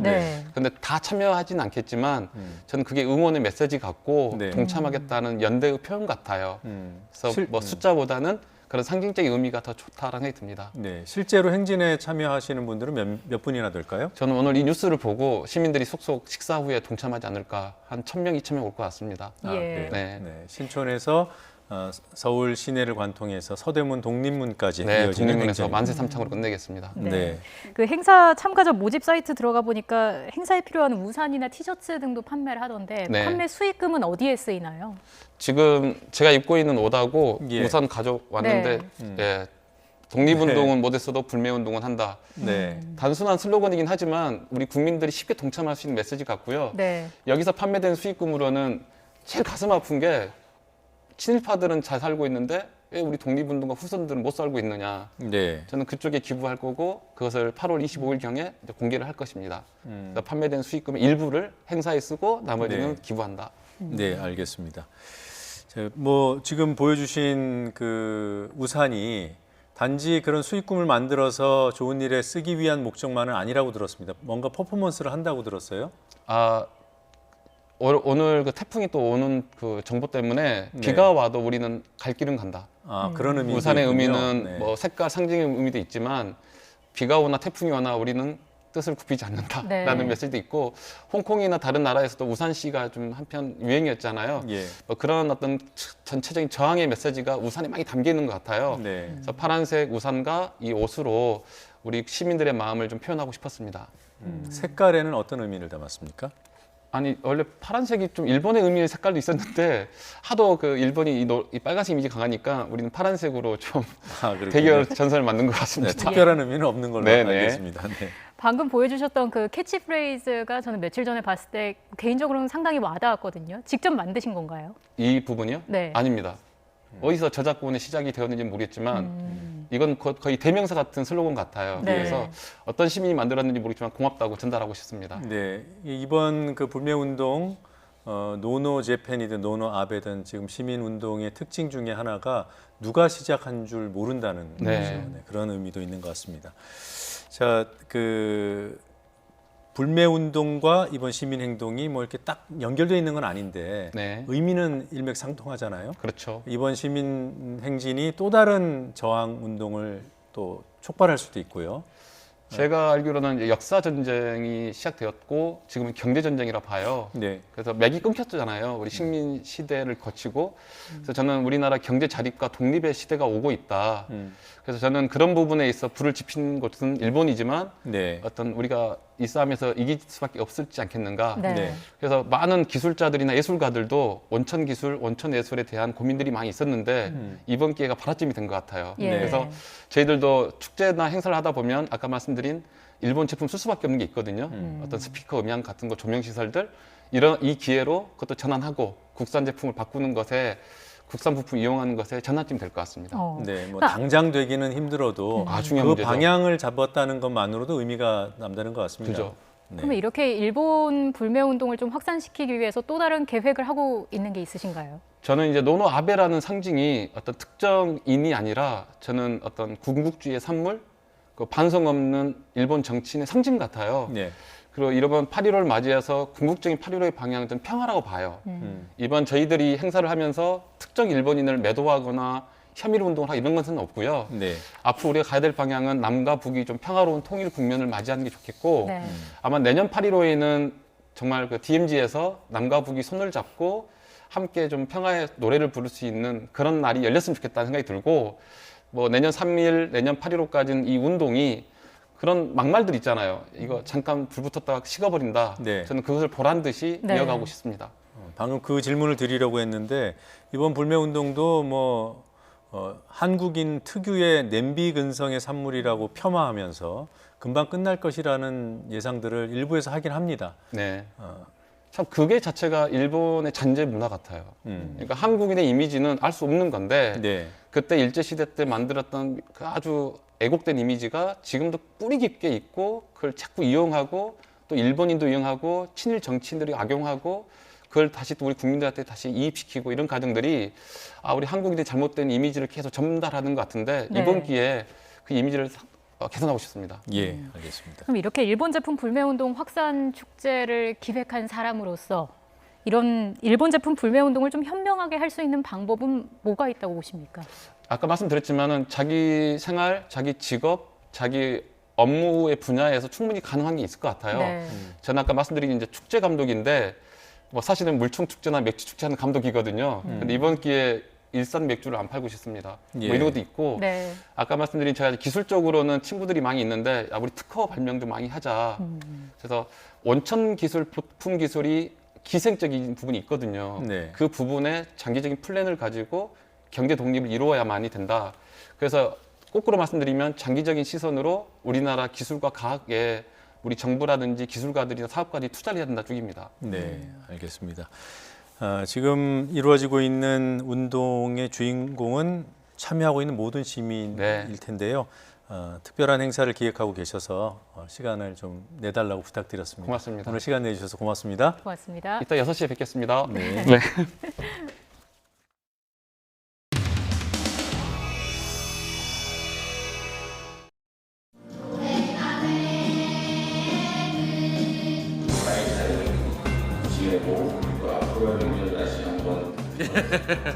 잘 지내셨죠? 예. 홍지아 선생께 대한민국은 어떤 Je suis tellement honoré de recevoir la médaille destinée à mon père, qui, j'en suis sûr, partagera cet honneur avec moi, lui qui est là-haut dans le ciel. Je suis fier d'avoir le sang de mon père et du sang coréen. Mon père est resté profondément patriote tout au long de sa vie. Il a toujours apporté son soutien à son pays, même avec des moyens modestes. Il a ressenti un véritable calvaire, non seulement pendant l'occupation japonaise, mais aussi lors de la division du pays. Mon père était un très grand patriote, dans le corps, dans le sang et dans l'âme, imprégné de la culture et de la tradition coréenne, qu'il voulait transmettre à ses enfants avec rigueur et sévérité. Tout au long de sa vie en France, mon père espérait rentrer en Corée, et c'est pour cela qu'il ne nous a pas appris le coréen, que nous aurions dû parler dès le retour en Corée.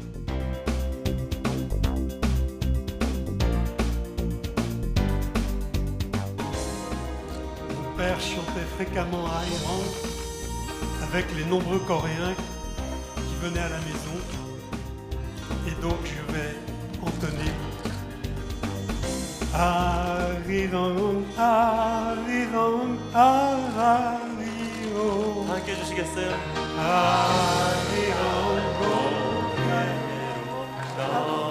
넘어간다 나를 버리고 가신 님은 심리도 못 가서 발병난다 Arirang.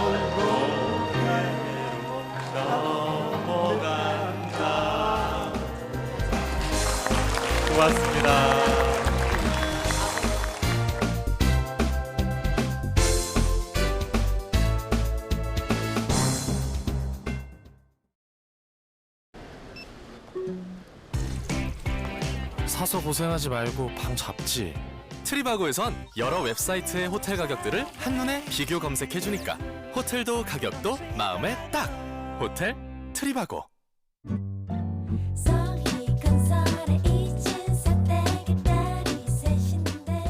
서희건설 지역주택조합 잘하는 거 아시죠?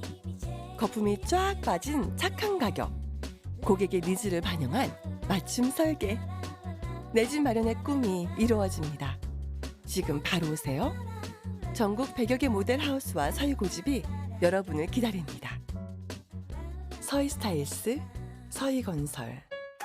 다리 여신, 힐의 여신 강소라도 오후만 되면 꽉 끼는 신. 다리가 붓고 무겁다면 센시아. 정맥순환을 원활하게 센시아. 다리가 가볍고 편하네요. 예쁜 다리 건강하게 센시아.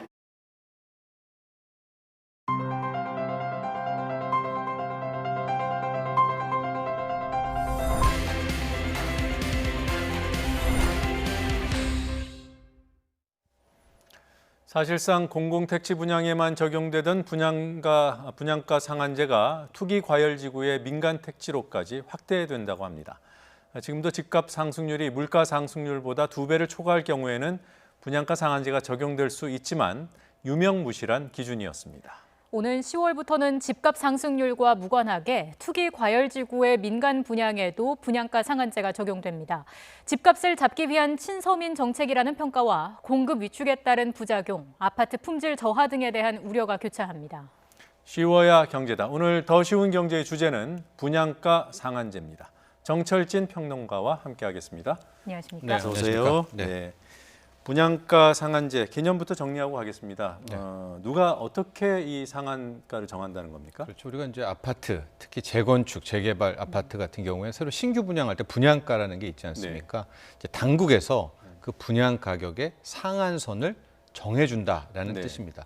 우리가 보통 아파트를 질 때 어느 정도의 비용이 들어가느냐, 땅값이 있을 거 아니에요? 택지비하고 이제 아파트 건축비라는 게 들어갈 거 아닙니까? 이제 저기 땅값 더하기 건축비에다가 해당하는 건설사 등의 마진, 이윤이라고 하죠. 당국이 생각하는 저 이윤을 덧붙여서 이 정도라면 3.3제곱미터당 혹은 평당 어느 정도 가격은 넘어서는 안 된다라는 상한선을 정해준다는 것이고요.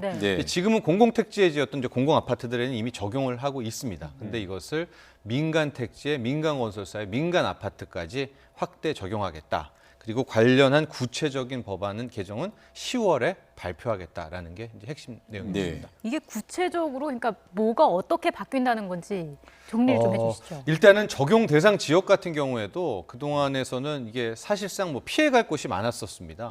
그런데 이번 기준을 보면 물가 상승률 대비 현저히 집값이 많이 올랐던 투기 과열 지구라고 필수 요건에다 명시를 했거든요.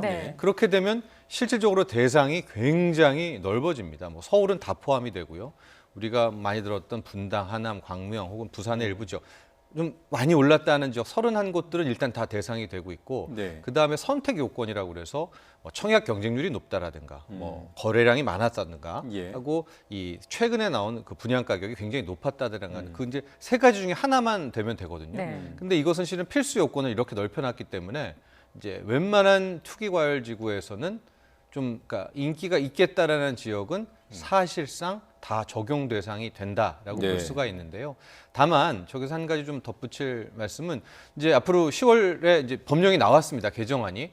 그랬다라고 해서 지금 그 조건에 해당하는 모든 곳이 바로 분양가 상한제가 적용되는 것은 아니라 또 한 번의 회의를 거칩니다. 주거정책심의위원회라는 이 주정심에서 다시 한번 해당 지역을 보는 거예요. 그래서 이 지역은 분양가 상한제, 민간택지. 이 지역은 아니다. 이제 이런 또 한 번의 일종의 재량권, 그러니까 정성적 판단을 하고 이제 정해진다. 이런 정도의 과정을 생각하시면 됩니다.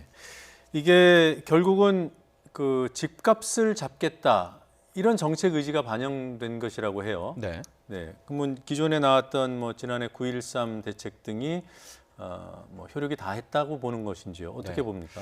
일단은 시장의 가격 흐름을 보면 9.13 대책의 속된 말로 약발은 완전히 떨어졌다라고 볼 수 있는 게 최근의 흐름이었습니다. 물론 1분기 연초까지만 해도 어느 정도 집값을 잡는 특히 이제 거래 절벽이 대출 규제까지 더해지면서 좀 효과가 있었을 것 같은데 네. 5월부터 좀 꿈틀꿈틀 되더니 6월부터는 이제 완연하게 서울 경우에 서울 네. 집값은 상승으로 돌아서게 되는데요.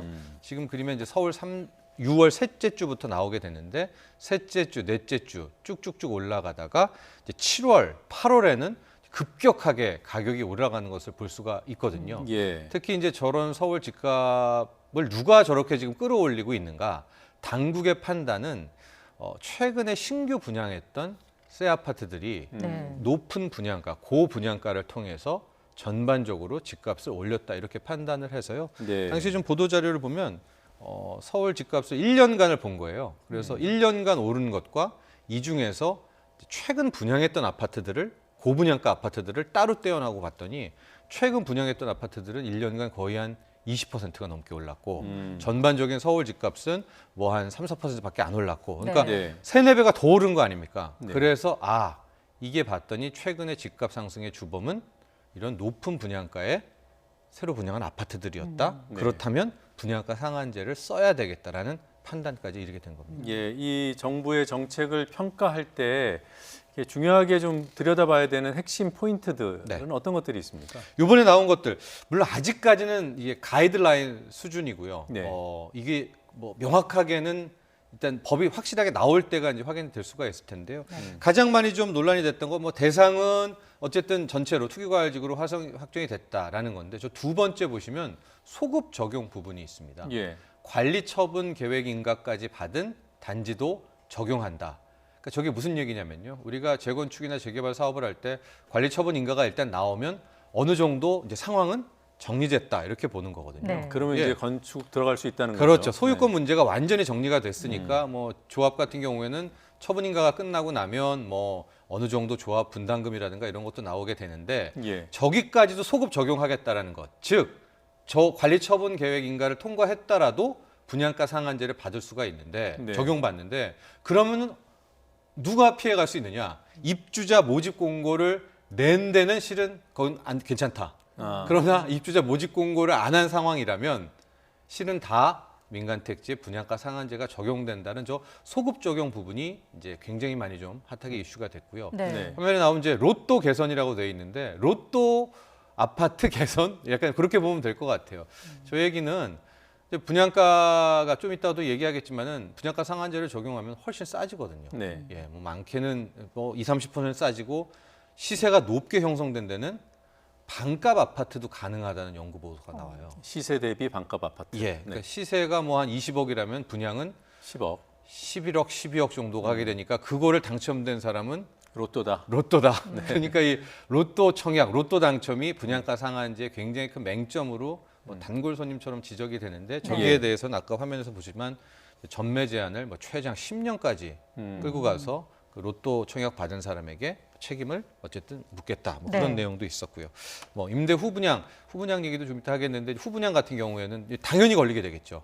왜냐하면 이제 앞으로는 입주자 모집 공고 한해서만 피해갈 수가 있으니까. 그러니까 지금 같은 경우에는 이제 강남의 몇몇 아파트들은 우리는 후분양하겠다라는 아파트들이 있었습니다. 재건축에. 네. 그것들도 다 이제 분양가 상한제에 걸리게 되는 거죠. 예. 네. 지금 보니까 투기 과열지구로 지정된 곳이 전국에 31곳이잖아요. 네. 이 중에서도 특히나 이 규제가 좀 이 대책이 겨냥하고 있는 곳이 있을 것 같아요. 그렇죠. 이제 핀셋 규제라고 말씀드린 것이 아까 말한 것처럼 저 지역이 다 되는 게 아니라 또 한 번 주정심에서 판단을 내린다고 하지 않았습니까? 네. 그렇기 때문에 아마도 서울 강남 지역은 거의 다 대상이 될 가능성이 현재로서는 높아 보입니다. 네.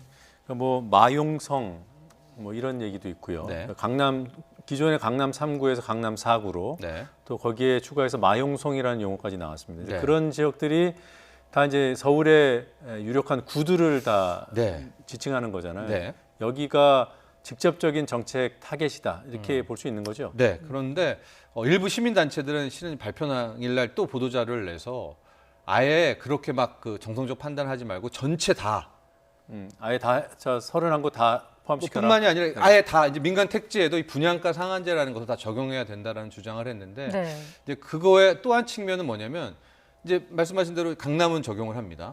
하고 뭐 마용성, 마포, 용산, 성동은 뭐 강동까지 해서 적용을 해요. 그럼 돈들이라는 게 그 외 지역으로 또 갈 거 아니에요. 예. 이제 그렇게 되면 또 다른 왜곡이 나오고 또 다른 왜곡이 나오게 되니까 네. 아예 하는 김에 다 해라 뭐 이렇게까지도 나오고 있는 그런 판단이어서 과연 당국이 어느 곳들을 뭐 내릴지는 네. 봐야 될 것 같아요. 예. 네. 뭐 로또 아파트를 막겠다 이런 취지라고 본다면은 이에 대한 반발도 있을 것 같아요. 그렇습니다. 이제 가장 큰 문제가 이제 지금 10년, 최장 10년이거든요.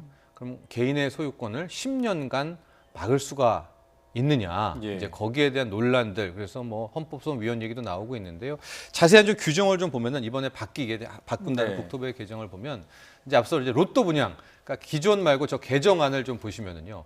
시세가 10억이라고 하겠습니다. 시세가 네. 10억인데 분양가도 한 10억이에요. 그럴 경우에는 당첨이 된 사람은 5년간은 일단은 분양권 전매 제한 못 판다. 지금은 3년인데. 네, 이렇게 되는 것인데요. 저 맨 마지막에 보면은 세 번째 80% 미만.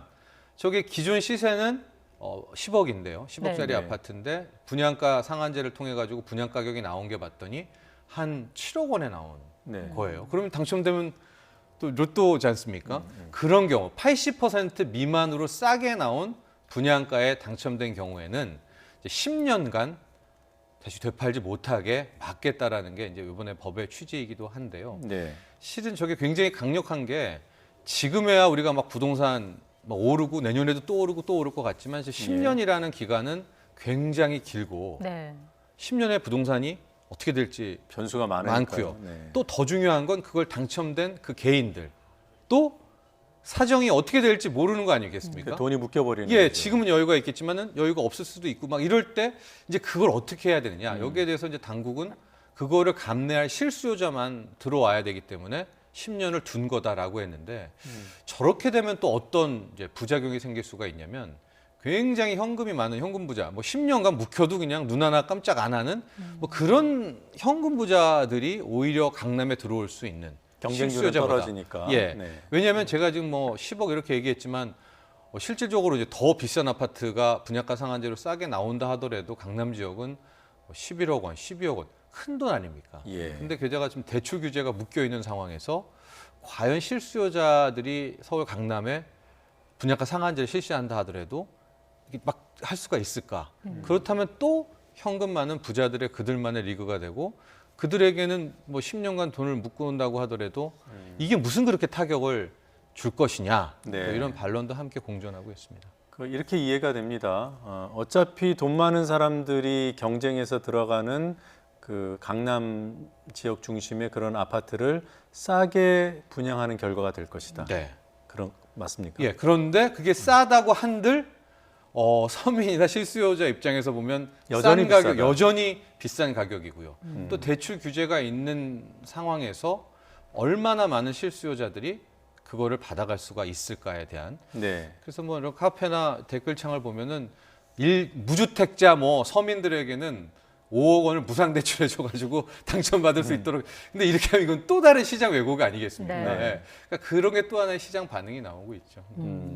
이런 지적들에 대한 정부 반론이 없지는 않은 것 같아요. 그렇습니다. 뭐라고 얘기합니까? 예, 정부도 거기에 대해서는 아주 일축을 하고 있는데요. 이제 가장 많이 논란이 됐었던 관리처분 계획 인가를 다 끝낸 아파트에도 소급 적용을 한다라는 이제 그런 지역 조합들의 반발이 있을 거 아닙니까? 네. 근데 여기에 대해서도 이게 왜 논란이 되는지 모르겠다라는 게 국토부의 반응이에요. 왜냐하면 네. 그렇게 이제 조합원들끼리 뭐 분담금 얼마까지 나와서 이익은 얼마라고 평가한 것이 실은 그게 확정 이익이 아니라 기대 이익 아니냐. 네. 근데 거기서 왜 기대 이익 자체를 침해했다라는 법적 논리가 성립하지 않는다. 이렇게 국토부는 이제 이야기를 하고 있습니다. 네. 그 2007년 과거에도 분양가 상한제를 민간 택지로 확대한 적이 있지 않습니까? 네. 그때와 지금 기준이 뭐가 다른가요? 이제 그때와 아까 말한 것처럼 이제 뭐 물가 상승률의 2배를 뭐 전체적으로 현저하게 높은 지역 뭐 이렇게 했었었고 상황을 좀 보면 2007년 같은 경우에 2006년 7년도 부동산이 정말 뜨거웠는데 그때는 전국적으로 막 다 올랐던 시기입니다. 네. 지금은 서울과 특정 지역만 오른다는 이제 그런 시기 차이점이 있기는 한데요. 네. 우리가 비교해 볼 거는 그러면 이제 2007년에 시행하고 나서 정말 집값을 잡았을까? 네. 근데 그 다음 상황들 아니겠습니까? 예. 근데 잘 알다시피 2008년을 기준으로 해서 2009년, 10년, 11년, 12년 정도까지 서울 집값은 굉장히 이제 조정을 되면서 이제 안정세를 찾게 되거든요. 네. 그러니까 국토부도 저기서부터 저거 봐라. 이 분양가 상한제를 시행하면서 부동산 가격을 어떻게 안정화시킨 것이 아니냐. 10년, 11년 이후에 이제 이렇게 얘기는 하고 있는 건데 분양가 상한제 때문이 아니다라는 주장도 있는 것이요. 2008년 말이 돌이켜보면 글로벌 세계 금융위기가 터졌었고 그렇죠. 그게 미국발 부동산의 서브프라임 모기지의 부실 때문에 터진 거잖아요. 그래서 전반적으로 전 세계 부동산이 다 가격 하락이 됐던 거다. 그러니까 분양가 상한제가 잡은 게 아니라 세계 금융위기가 잡았던 거 아니냐. 이제 그렇게 얘기를 하면서 이제 첨예하게 맞서고 있고요. 근데 이제 또 하나가 이제 약간 역설적 모순이 나오는 게 뭐냐면 분양가 상한제에 이걸 해서는 안 된다는 쪽의 주장 중에 하나는 공급 축소론에 따른 부작용이거든요. 이게 무슨 얘기냐면 분양가 상한제를 적용하게 된다면 재건축 사업을 하려는 해당 지역 아파트들의 주민이나 건설사나 이제 마진이 이윤이 확 줄어드니까 안 할 거 아니에요. 예, 그러면 이제 재건축이 되지가 않으니까 요즘에 1:1 재건축이 없잖아요. 보통 재건축을 하면 굉장히 많은 일반 분양을 늘리면서 이제 그렇게 하게 되니까 공급이 이제 당분간은 확 멈춰들겠죠. 뭐 줄어든다기보다는 확대가 되지 않고 그것이 당장은 분양가 상한제를 통해서 가격을 누르는 효과는 있지만 3년 뒤, 5년 뒤에는 이게 공급 축소로 인해 가지고 언젠간 다시 확 그 역효과를 맞을 때가 돌아오게 된다. 이 점은 생각해야 된다라고 이제 얘기를 했고 실질적으로 2009년, 10년, 11년까지는 이 공급 축소가 있었습니다. 그래서 13년 후에 박근혜 정부 때 규제 풀고 하면서 가격이 급등했다고 하지만 공급 축소에 따른 것들도 여파를 미쳤었거든요. 근데 그 주장에 대해서는 국토부는 그때 많은 아파트들이 공급이 안 됐던 것은 경기 침체와 금융위기 때문이다. 금융위 부진 때문에 많이 안 지은 것이지 분양가 상한제가 공급 축소를 일으킨 건 아니다라고 또 이야기를 하거든요. 그러니까 이게 좀 약간 논리적 모순이죠. 정부 입장을 강화하는 현상이 나타나니까 집값이 안정된 것은 분양가 상한제 때문이라고 하는데 공급 축소라는 일종의 부작용이 나타난 부분은 경기 침체 때문이고 경기 침체 때문이다. 이게 이제 모순이 된다 이런 말씀이시죠. 그렇게 이제 뭐 몇몇 보도들이 나왔습니다. 근데 뭐 이렇게 정리해 볼 수 있을 것 같아요. 그 2007년 조치 이후에 2014년까지는 집값이 하향 안정세를 이제 봤잖아요. 그럼 금융 위기 때문에 그렇게 된 건지 분양가 상한제 때문에 그렇게 된 건지 특정할 수는 없다. 이 정도로 정리할 수 있겠죠. 서로 주장을 할 수가 있다.